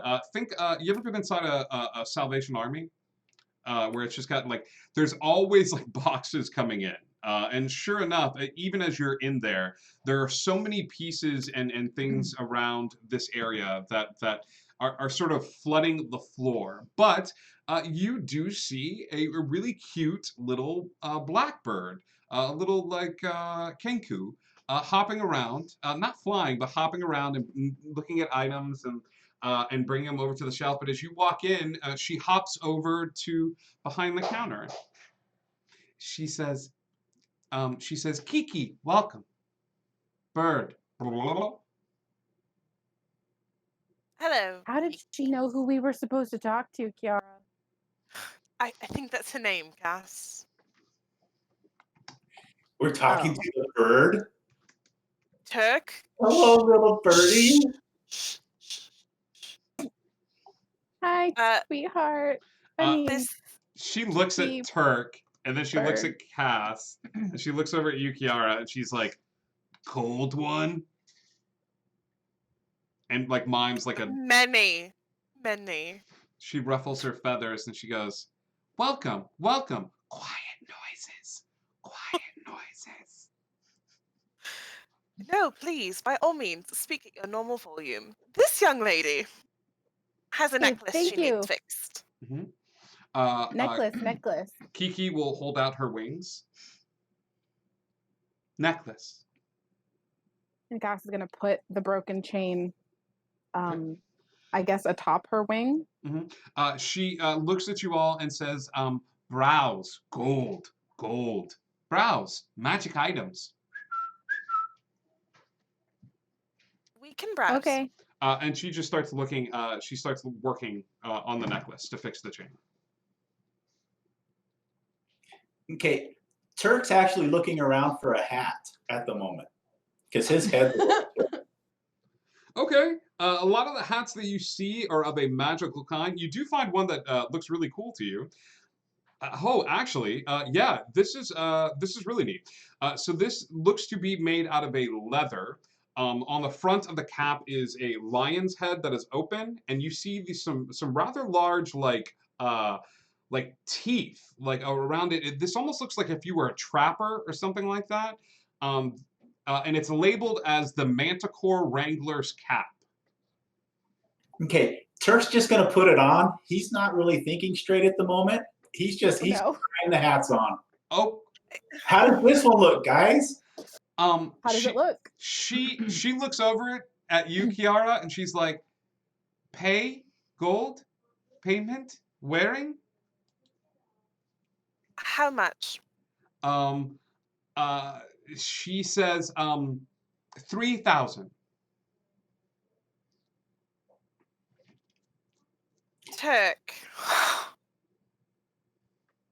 What have we learned about touching things that are not ours? Kiara doesn't like it. She doesn't, does she? No, she doesn't. Okay, so I take the hat off and I put it back. Yeah, put it back. Kiara's gonna be mad if she isn't like now already. Turk, you could use your marker to buy this hat, and if you so choose, but doing so would entail a very quick attunement to this hat. Yeah, and attunement is not my specialty at the moment. Actually, hang on. No, this doesn't require attunement. Never mind. How did the hat look? He asked us how it looked. How did it look on him? It makes him look badass. It makes him look like he works at Gatorland or something like that. Like this is one of those like it's kind of a rustic vibe. Yeah, he's like a surfer country boy with the hat on. However, I'll say this. While you were wearing the hat, you could feel yourself sobering up really quick, and not in a bad way. But just out of all the magical items, you chose the one that negates the effects of alcohol in the entire shop. Well, that makes sense for Gatorland, doesn't it? It's true. Well, that was a buzzkill. You're still drunk, but you could feel it wearing down when you wore the hat. Let's see. What are you looking for, Cass, as you walk around the store? Shiny things. Cass is not used to being intoxicated, and she wants pretty shinies. Okay. You see anything pink or blue or very shiny metal. What about fluorescent green? Absolutely. You would see a glowing green container that looks like a 4-leaf clover that is filled with a sparkly liquid inside of it. And every time the light catches it, it kind of explodes with little mini fireworks on the outer edge. Is it on a low shelf? It is. Cass is going to sit down and stare at it. If it's low enough, lay on the floor on her stomach and stare at it. Yeah, she's just staring at the 4-leaf clover. Everything to mess with Kiara is my life right now. Yes, don't touch it. I'm not. My eyes aren't touching it. And I'm looking at it. I'm just saying don't, though. Kiara, what's this one do? It's pretty. I'm not sure. Maybe you should stare at it some more. Okay. Okay. Kiara, are you looking for items, or are you just trying to keep them out of trouble? I am trying to keep him out of trouble right now. Great. Little bird, Kiki. This is a full-time job. Kiki looks up from what she's doing at you, Turk, and just sort of like ruffles her feathers. This is like really awesome. What does this hat do? Her voice changes, and she says, "I'm gonna sell you this hat right here because I need the gold for it. This hat right here is it's for a Manicore Wrangler's cap. And this here makes you immune to alcohol poisoning, because I needed that for all the games I was playing. And it also gives you advantage to your intimidation checks. And not only that, but I took a part of a manticore and I put it on the cap, and every day it grows 3 arrows made from the manticore spikes. And you can pluck them out, treat them as daggers, or shoot them in a bow." And then she ruffles her feathers. Do the voice again. "I'm gonna sell you this hat right here.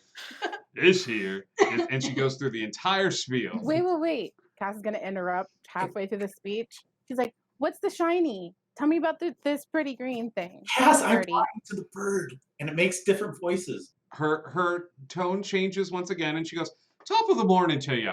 Now, I don't have any gold here to buy this thing, but I do have this. This right here is a 4-leaf clover, and I call it a little bit of luck. This is going to give the person who drinks it the luckiest day that they've ever had. It lasts for 24 hours, but everything they do right, and they do it well. Think of it as many luck points as you need, but it only lasts for 24 hours. It's a lot of concentrated luck, and it's got to be for the right person." This is like, you like feel it. I can't say it. Liquid luck. That one. Thank you, Kiara. You did know what it was. Thank you, Yes, and I'm gonna keep staring at it. Hey, I don't have 3,000 gold, but I got this. She looks at it, and she like nods her head, and she holds it out. She will trade you the hat for the pin. You hand her the pin? I give her the Yeah. the Millennium She Falcon. goes, "That's not how the Force works." And she wraps her hand around it and puts it in her pocket, and she hands you the hat. This does not require attunement. I will send you the list. Thank you, Icky V. I will send you the picture of the Manticore Wrangler's hat. The arrow that you can take off of it 3 times a day can be used as a dagger, and it's a +1 dagger, but it's also a +1 arrow. You get 3 of them a day that you can take off this bad boy. Alcohol has no effect on you. You are immune to alcohol poisoning. And you have advantage on charisma intimidation checks, buddy. All right. Cool. Let's cut back to William in Texas. Yeah, you guys head back fairly quickly. Laurathel isn't there. She isn't inside the place, but you bring it over to her door and leave it there. Or you could probably even go inside of her room at this point if you wanted to. William? I'm not falling for that trick. You're not suckering me in there. Nope. Not gonna do it. I'll leave it at the door. All right, cool. Yeah, you leave it at the door. So what exactly is going on between the two of you? Do we have a label yet? Well, I'm not one to label things. If you had to give it a label, though. Hopeful. All right. And what have you been tinkering with? I got an idea. I can't say no to that timing. As the 3 members of the Brain Trust walk out of your room, and they hand you a fanny pack with the items that you requested inside of the fanny pack. The fanny pack was a promotional material for Avoid the Noid, and they hand you the little fanny pack, and they go, "Here you go," and we threw in as a bonus a little fanny pack of holding. But we modified the heck out of this. So there you go. Do they look like the Star Trek devices, or What do they what look was like what? what were your Because I'm specific giving you some license on it. I said I thought they would look like pocket watches, but you can have whatever effect you want on them. What would you have given the individual. specified? Would you have said, "Hey, go nuts"? Oh yeah, if once they came in, I would have accepted any help that they gave because that's what they do. Okay. If you had said "go nuts," each of you, it's a little bit bigger than a fanny pack. As you reach into the fanny pack, and you can kind of pull out the individual ones. You guys actually have each one of you has brand new shoes.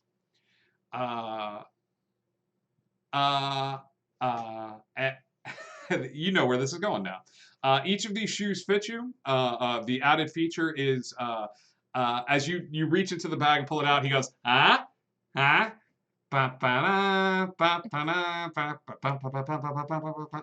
he's just kind of nodding, and he goes, we made it so you're going to be able to ignore difficult terrain with this too. So if you run into any issues with ice or stuff like that, but yeah, just take it off and do what you do. I know what you're talking about. Thank you. Yeah. You guys are much appreciated. Hey, we just love our jobs, you know? And he kind of pushes the glasses up, and Trent's like, come on, and like grabs them, and the mind flayers leave the room in their Ravenclaw robes and head back. Lightsabers later, guys. Yeah, you hear, you know it.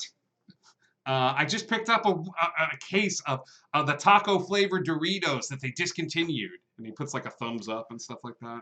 Yeah. He leaves. The three of them leave. Do you hand Texas her new magical item? Yes. And so these are new shoes, and you heard it gives you bonuses, or it helps you against rough terrain. Right. But it's also a communications device. So I just need to pick up my foot and then talk. No, you take the shoe off. You take the shoe off. You move the heel out of the way, and you can talk on it. So every like time it's a I want phone. to talk to you, I have to take my shoe off? Well, listen, it's the novelty of it. It's awesome. I mean, it's a great idea, but I feel like I just because I'm fairly flexible, I can just like pull my foot up to my face. You know what? You're I'll right. Just sit down You and don't- talk that way. You I don't think have this to would be take easier off than the taking my shoe. shoes off. I Yeah, mean, you're so right. what if we're in the middle of battle and I need to talk to you, but I'm like, Yep, hold yep, on, stop yep, stabbing me. I yep. need to take my shoe off. How about, this is the deal. This is how your get smarter shoes work. Okay, you ignore difficult terrain when you're wearing them. If you are within 30 feet, actually, let's extend that. If you are within 100 feet, a simple whisper, while pressing down upon your heel, you'll be able to whisper, and it will get into the attention of someone else. Okay. Okay. So if you press down on your heel, you'll be able to communicate privately, but it'll go across all channels. So if William, Kiara, Cass, Texas, Turk are in a group, press down on that heel a little bit real hard, and you'll be able to whisper, and they'll be able to hear it. I'm Communication. going to assume he's explained all of this to me, and I'm still going to be talking into my foot. Okay. However, if they are beyond 100 feet, you have to take the shoe off, pick it up, hello? And that will extend the range of the shoe phone. These sneaker phone comments are cracking me up. Hold up, let me put you on sneaker phone. Stop it. Stealth calls because it's a sneaker. Wow. Hello phone. Hello. Hello. Poor Lemony showed up for the pun train. I'm so sorry, Lemony. Lemony, no, please. Love me through this. Love me through this too, Lemony. I need you here. We will be The here. sole purpose of my call. Well, oh God. Wow. I'm gonna sock you all. Okay, Google, end call. Great. So you have your magical items, and William and Texas, you head over to the Bird and Bubble. and I'll bring all the shoes for everybody. I'm gonna bring a thermos of a ton of coffee. Texas's coffee surprise. It's a surprise. It's drinkable. You That's on the label. Yeah. Turk, you got your brand spiffy new hat. Cass, you are motioned over to where Kiki is, with your fixed necklace. Okay, I'm going to force myself into doing some kind of check to stand up. Yeah. Oh, it was okay. I didn't suck too badly. So yeah, let's just go ahead and stand up normally, I guess. Kiki smiles and she kind of holds it out to you, and she's like, "It's so easy, a caveman could do it."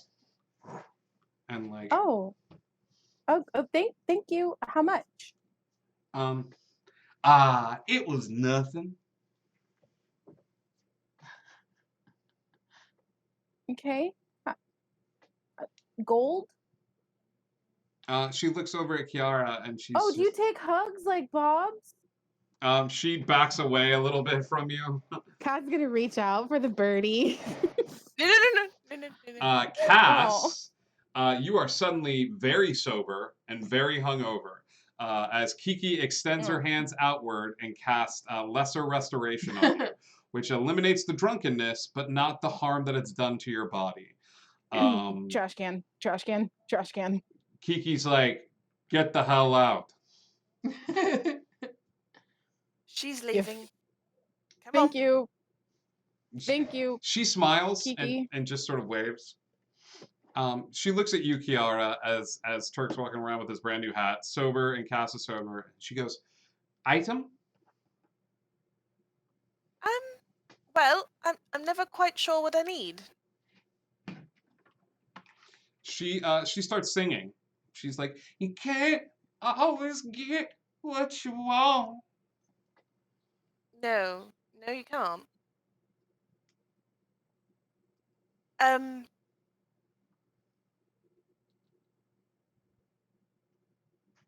But I don't need a staff, and I really don't need armor.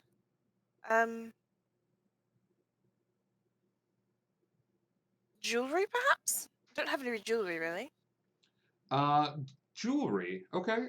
She starts hopping down and looking through. Haha. She comes over with two pieces of jewelry. The first is a beautiful looking earring. I don't know if Kiara has pierced ears. It's something I don't think we've ever brought up in casual conversation. But you see several beautiful looking jewels adorning this this earring. And she goes, she kind of looks at you and she looks at the earring and she goes, listen to the water rolling down the river. Listen to the water, oh, by the waterside, oh, by the waterside. And you see that the earring is marked the earring of many tongues. But there's a tiny asterisk next to it. Okay. And then the other bit of jewelry that she brings up to you is a. Okay. She brings you up an odd-looking pin.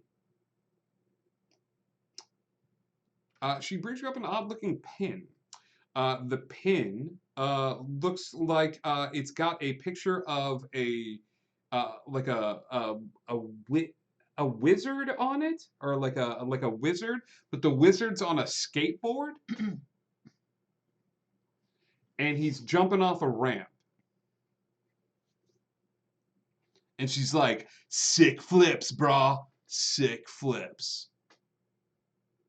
And it's called the Pin of Sweet Flips. Here. I'll say this: the earring grants you the ability to understand any language spoken to you, including a few that are not advertised. With the asterisk. The Ring of Sweet Flips is a ring that once belonged to the wizard that could do the sweetest of flips. You gain a +2 to do your dexterity and athletic checks, and you have advantage on any dexterity saving throws in perpetuity. That would be really cool, but I like the earring. I'm gonna have to go with the earring. Okay. She hands you the earring, and then you hand her the little Millennium Falcon. Yep. And as you hand it to her, she's like, "My name's Luke Skywalker. I'm here to rescue you." And she takes the Millennium Falcon and puts it in her side.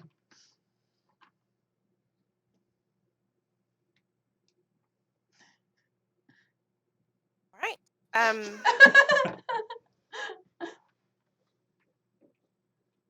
was gonna respond, but you know what? I will. I'll just I'll look at her and I'll go, I know, and then I'm going to lead them out.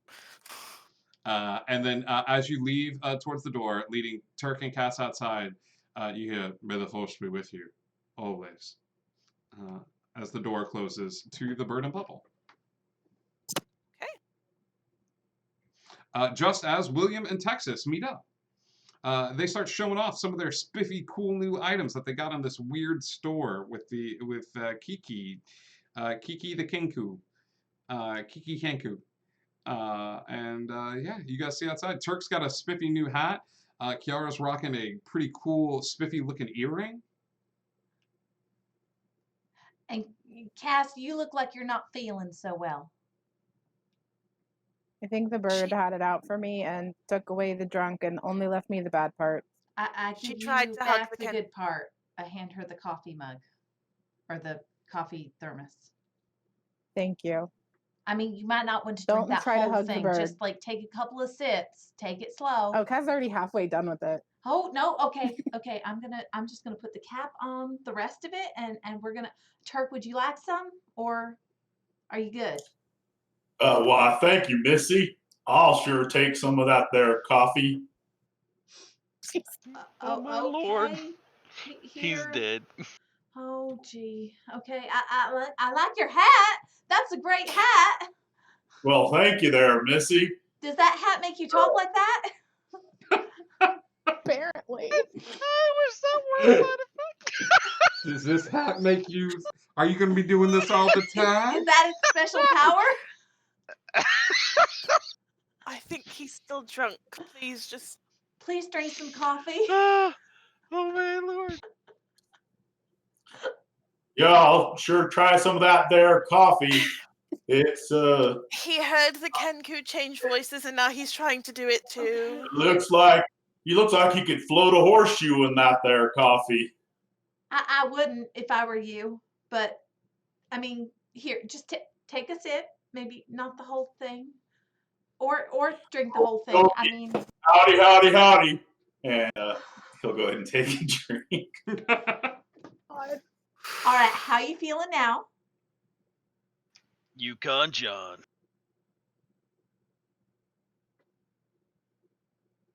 Oh no! Nope. Now I can't even hear him at all. You broke him.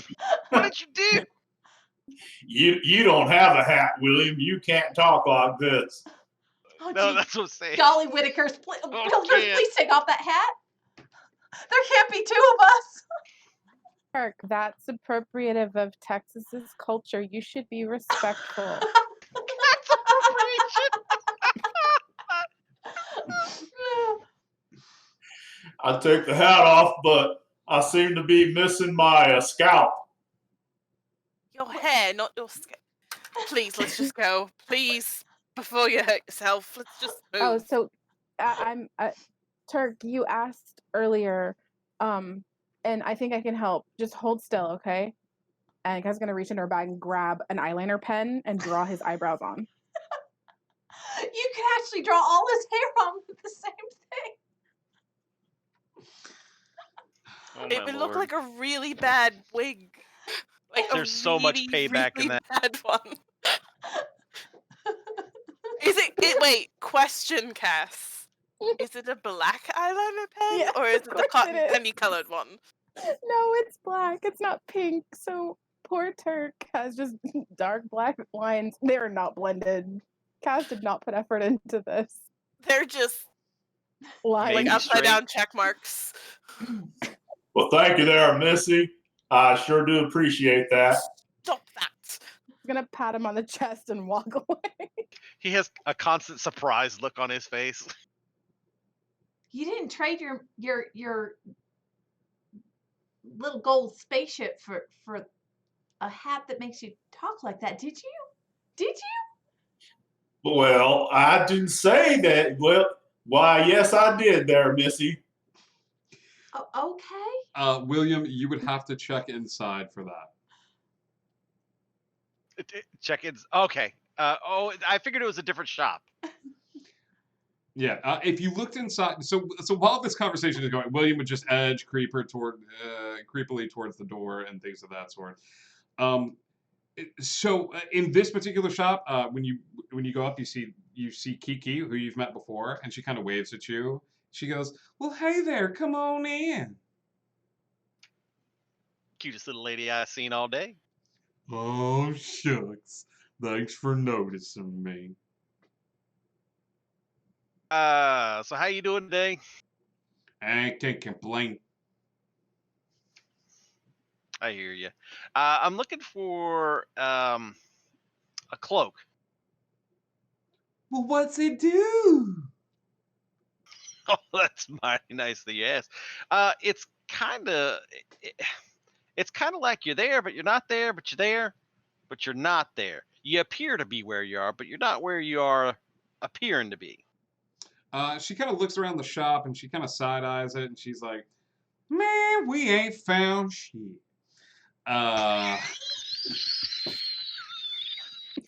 do I give you DM inspiration? Scribe.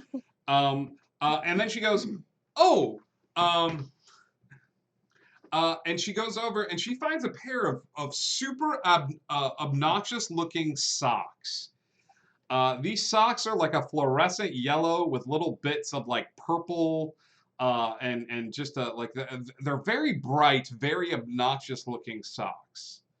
And the tag on them says, "Where's my socks?"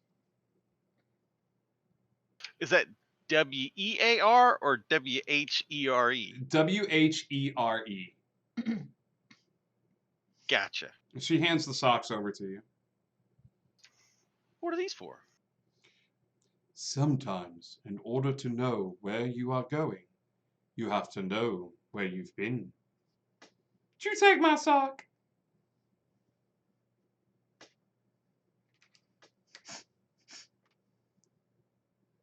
I feel like this is just... It's a magic shop run by a Kenku. What do you want from me? It's so much.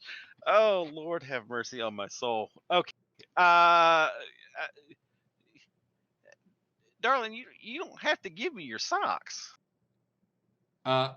She kind of stops and she looks at it and she goes, "Halt, police, identify yourself."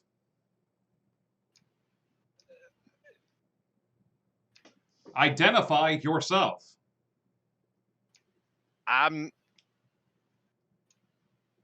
It's me. You don't recognize me? Yep. He's not gonna play. He's not gonna play along. Texas, he's went not in. gonna Yeah, play. you would have gone in. Can you identify them? I mean, do you have that ability? Yes. Well, why don't you do that? And then you'll know what they are and what they do. Well, I will take the 10 minutes or the 11 minutes to identify Yeah, them. because while you're doing that, I'll just wander around. I'll just mosey around looking at stuff. Go ahead. So the missing sock magic item works as follows. This is a short-range teleportation spell. You can teleport with a bonus action to a place that you have stood within the past hour. When you do this, you leave a sock behind at the place you are teleporting from. So at some point, you would have to go back and get it. So you can do it twice. Does that make sense? Because you'd be in a spot, you go like, "Oh crap, I'm gonna teleport back to this place that I've been to the past hour," but the sock stays behind, the missing sock. Okay, and then you could do it again, be like, "Crap," and leave, but then you'd be missing both socks. So you have to go back and get them eventually. but that's it's a little bit more powerful, but a bit of a drawback to this cloak that you're looking for. You can go definitely find that, but this is the option that Kiki is offering to you. Gotcha. Well, Kiki, hold on to this one for me. And she like looks at you and she puts a hand on your shoulder and she's like, absolutely not.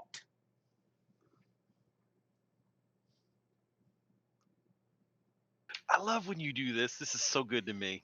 I appreciate you, and there is nothing more exciting than coming to visit you. I'll have to do it more often. I don't know much, but I know I love you. Not me, I need to know.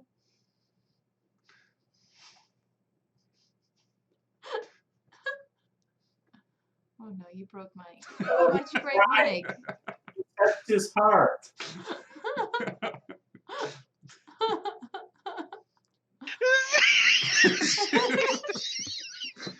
and Kiki looks over at Texas.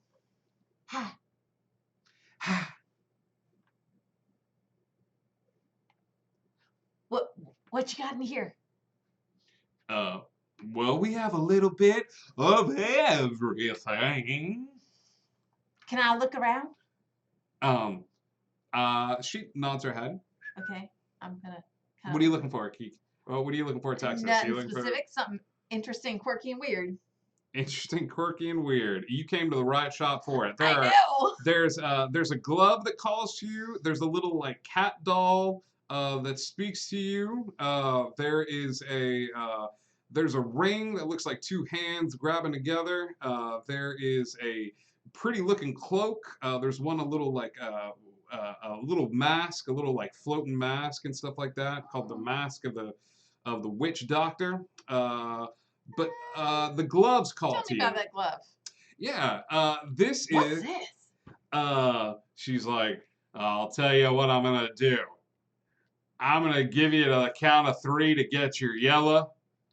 No good keister off my property before I pump your guts full of lead. All right, Johnny, I said I'm sorry. 1, 2, 10.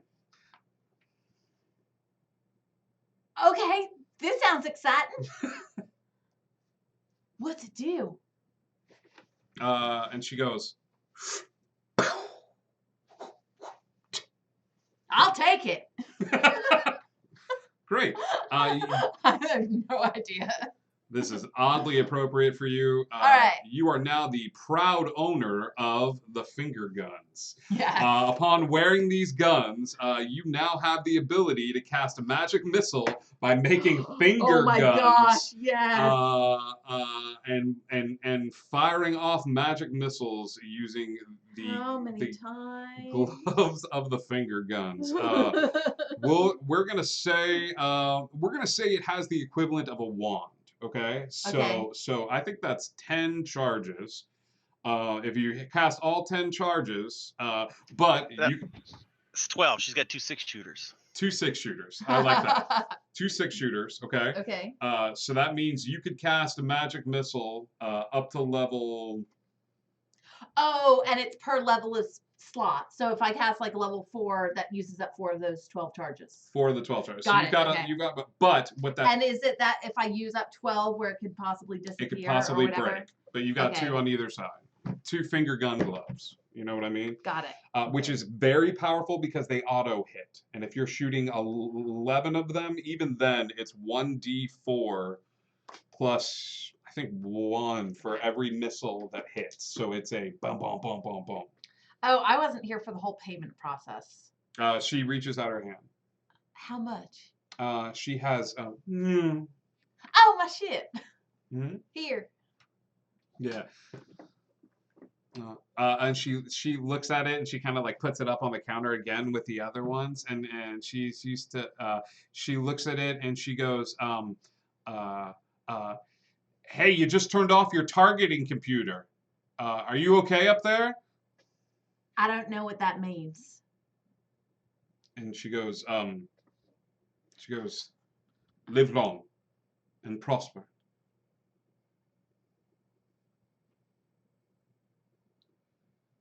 Hiya!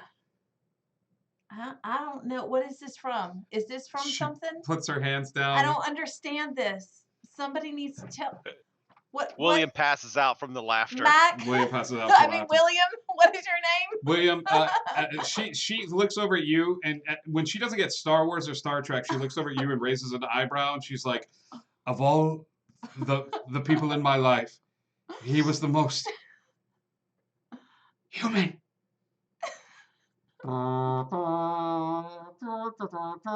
And she's just pushing her out the door while. I don't know these things. I'm not from here. Texas leaves with a shiny looking pair of fingerless gloves, one on each hand.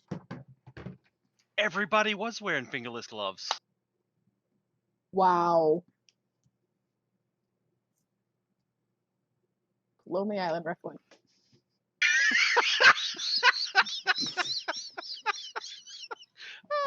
This is my favorite group of all time.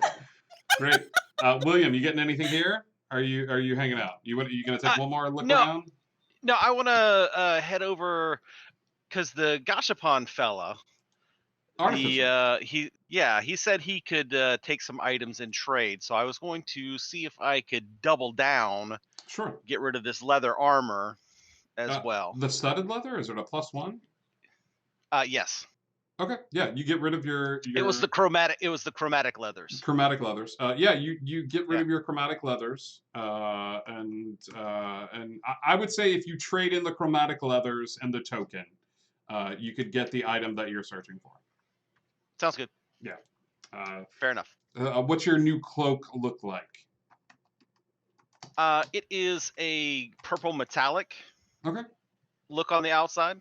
Cool. Yeah. And anybody that would be familiar with magical items and things of that sort, you would recognize this as a cloak of displacement that William is sporting these days. It's going to make him a little bit harder to hit,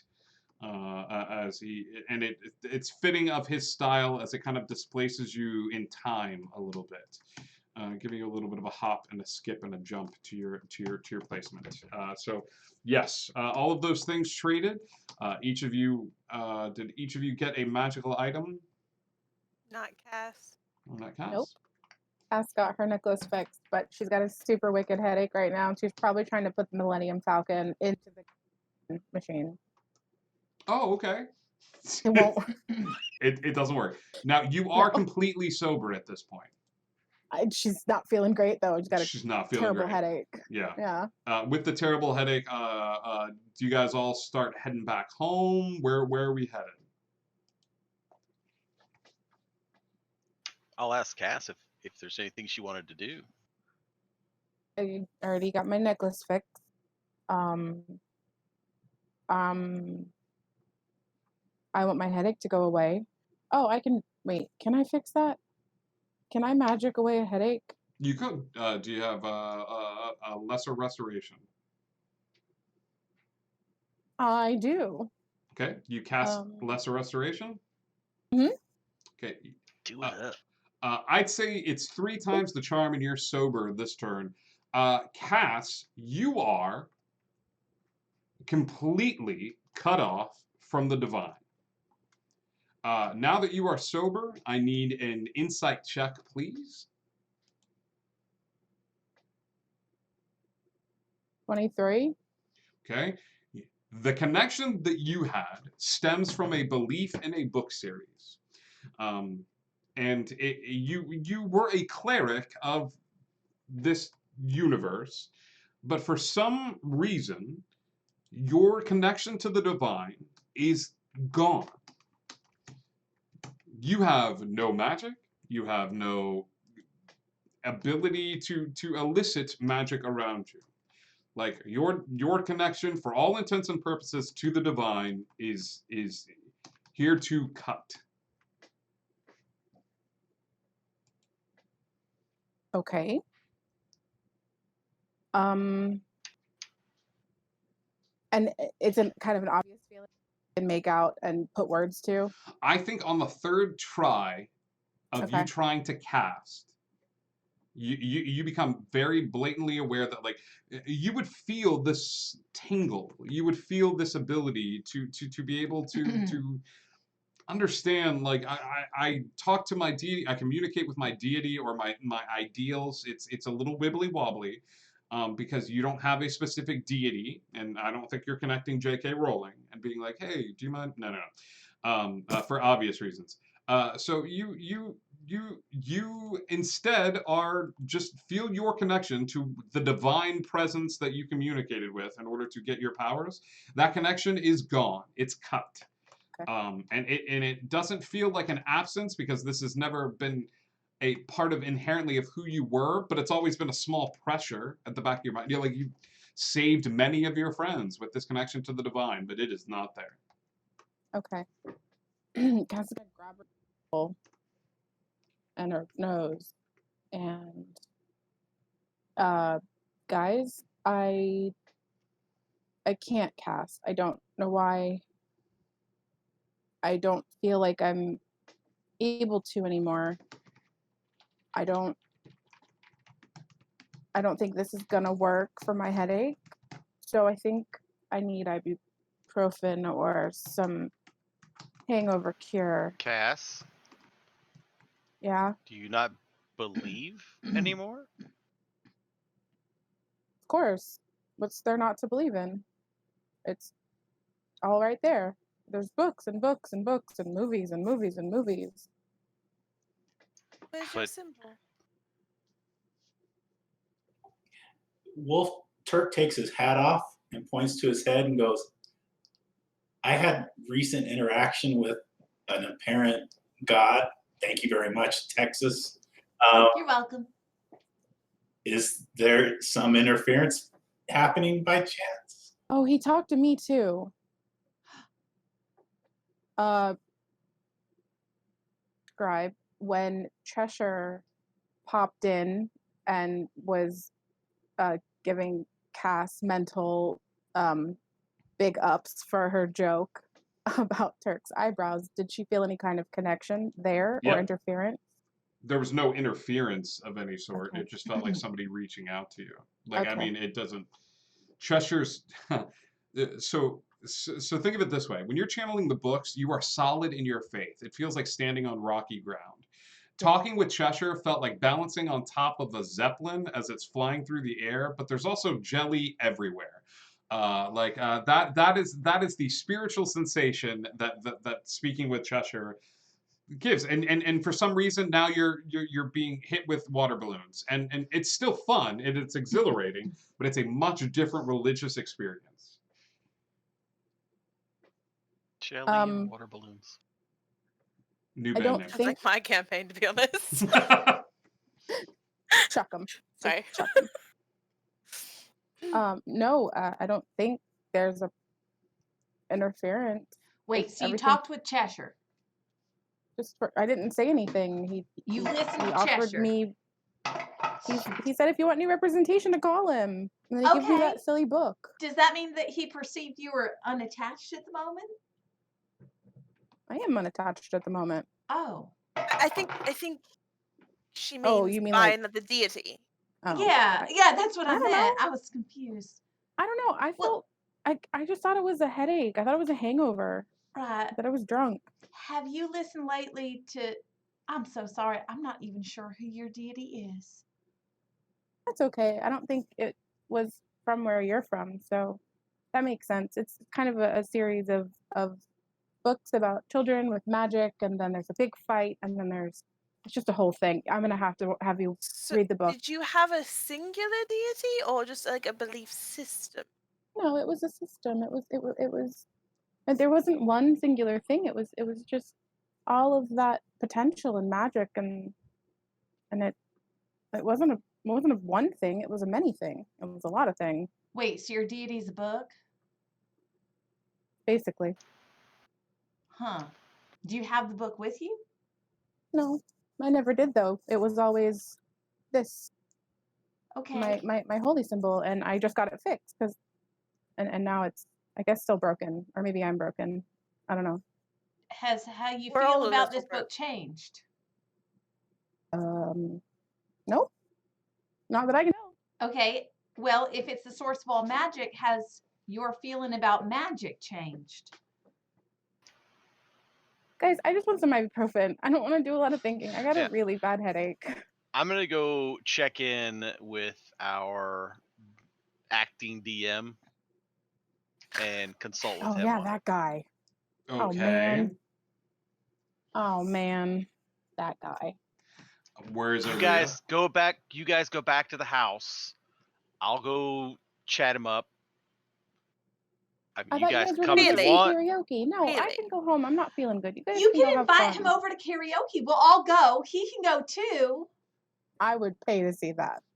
How Yeah, much I gold doubt he'll join us at to see karaoke. sign? I mean, we fit our fun Here's into what the I'll work.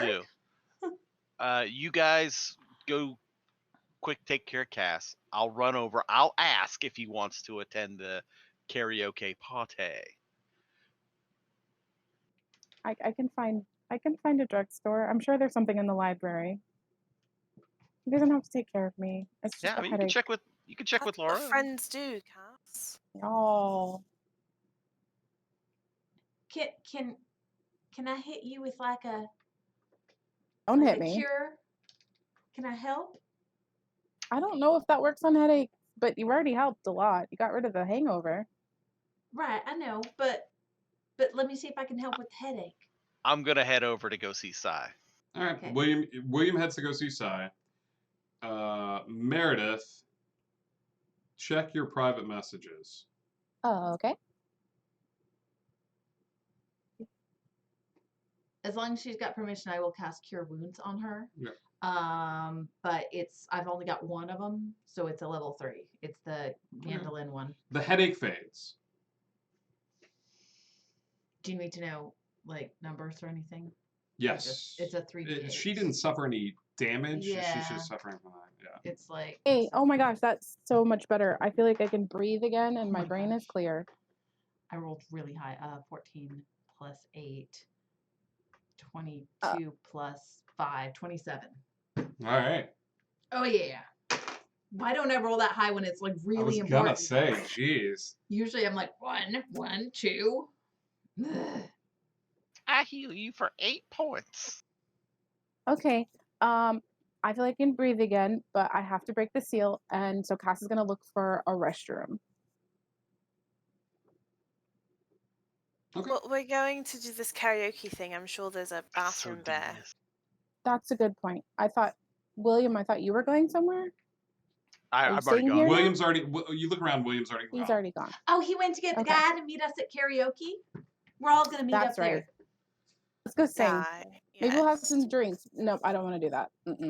No. Okay. No. So you follow the group.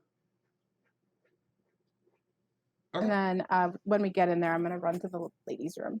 Okay. William is going to get Sai. Kiara, Texas, and Turk, you guys would go over and get a table. The premier karaoke place is, while it seems like the biker bar does have karaoke, the premier karaoke establishment here on the Lost Isle is the Ioun Stone's Throw. The Ioun Stone's Throw, Ioun being the goddess of prophecy and things of that sort. The Ioun Stone's Throw is it's an amazing establishment. As you walk in, it looks like a speakeasy. And not just because I've been watching some past episodes of Riverdale, but it does look like it's a little dark and shady, and there's a little wisp of smoke and little darkened booths everywhere. If you were hungover, everybody seems to be drinking absinthe in different forms and different magical concoctions from a long list of magical drinks. And a beautiful woman wearing a red cocktail dress that kind of comes up to mid-thigh. She's got black hair that's done up in this beautiful, like, intricate bun on top of her head, and she's behind a microphone singing some Billie Holiday as you walk in to the space.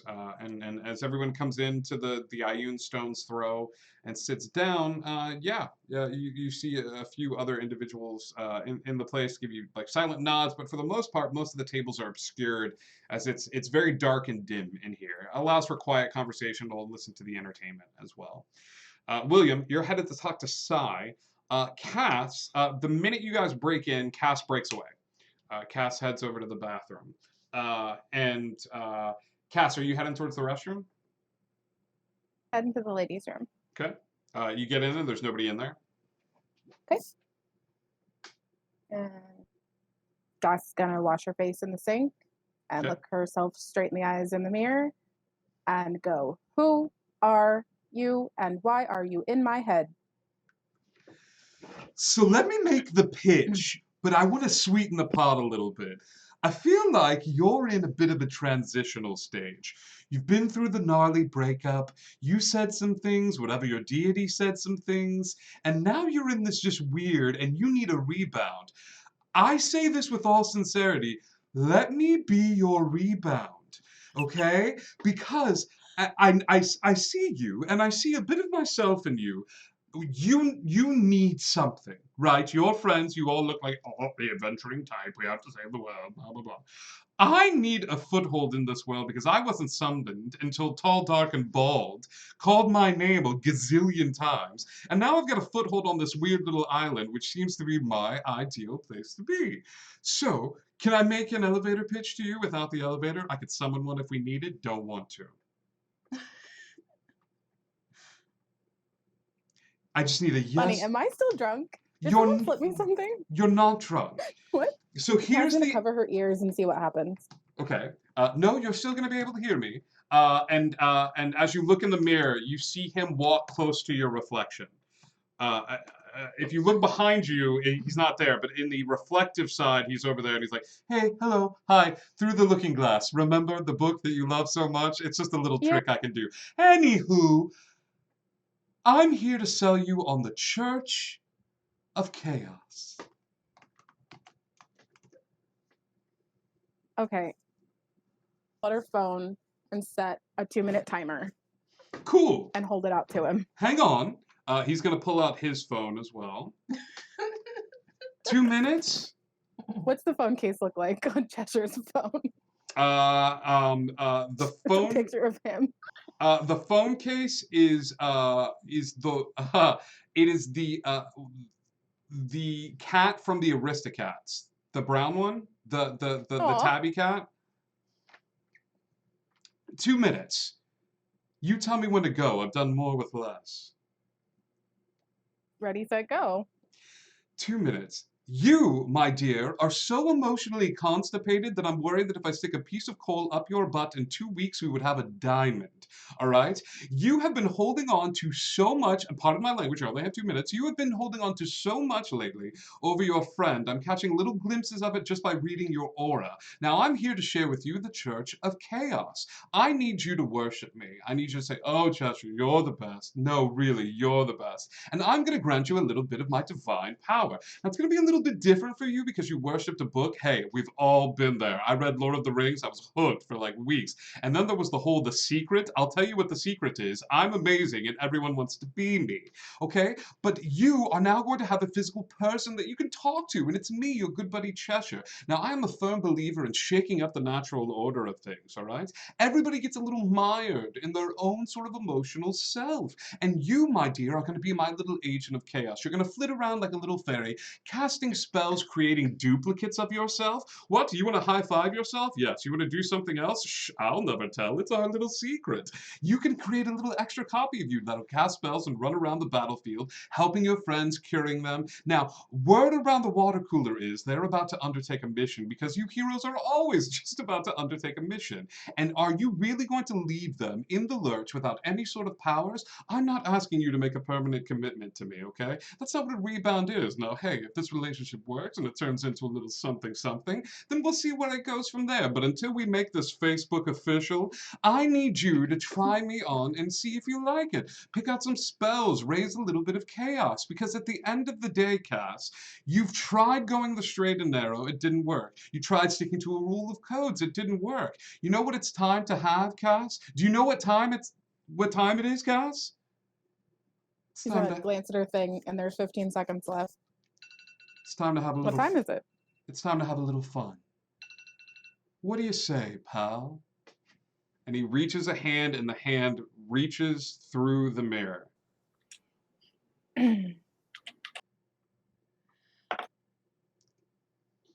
She's hesitant, but ultimately she'll reach and she'll touch. As you reach toward it, the hand flourishes in a sleight of hand, and a small cake falls on the sink in front of you that says "Eat me." Is his reflection still in the mirror? It is. Are we serious right now? Eat Is of this the 6-year-old's birthday party? Like, am I really gonna eat a cute treat that says "Eat me"? Honey, you're speaking to a cat through a mirror. Are we really gonna get into semantics here? Shit. And she's gonna eat the cake. Welcome to the club, my dear. I promise you'll regret this. Oh no. Is it bad if I say I look forward to it? No, it's why you were drawn to me. I'm the yin to your "oh my god, am I on fire?" and the cat will disappear. Cass checks herself for fire. You are not on fire. However, go ahead and give me a D100.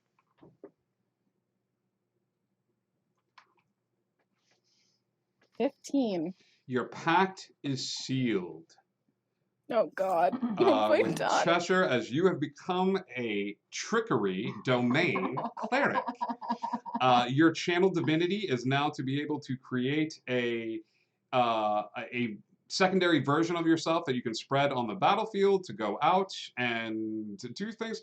With a 15, for the rest of the night, Cass, you look in the mirror and you give me another D100.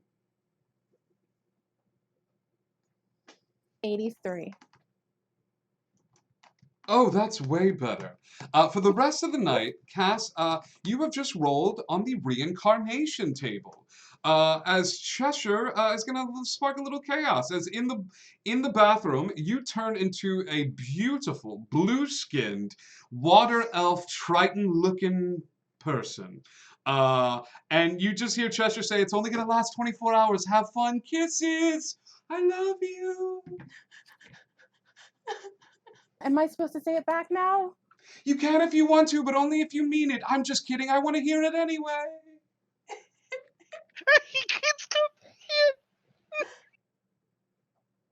We've only just met, but I hope to love you soon because I don't want to lie, but I also don't want to get on your bad side because this kind of looks cool, but I'm also really scared of you. Gods don't like it when you do that. I love you. Cool. As Cass turns into a Triton in the bathroom, that is where we are going to end tonight's episode. Picking up where William goes and talks to your good DM, brings them all to karaoke, where next week you have the option, dear players, I'm going to extend it to you and our dear audience, you have the option, dear players, to sing a song next week. The goddess Ayun will give you insight into your future in this campaign, should you choose to sing a song. You can do so a cappella. It doesn't need to be long. We're looking at like 16 to 32 bars here.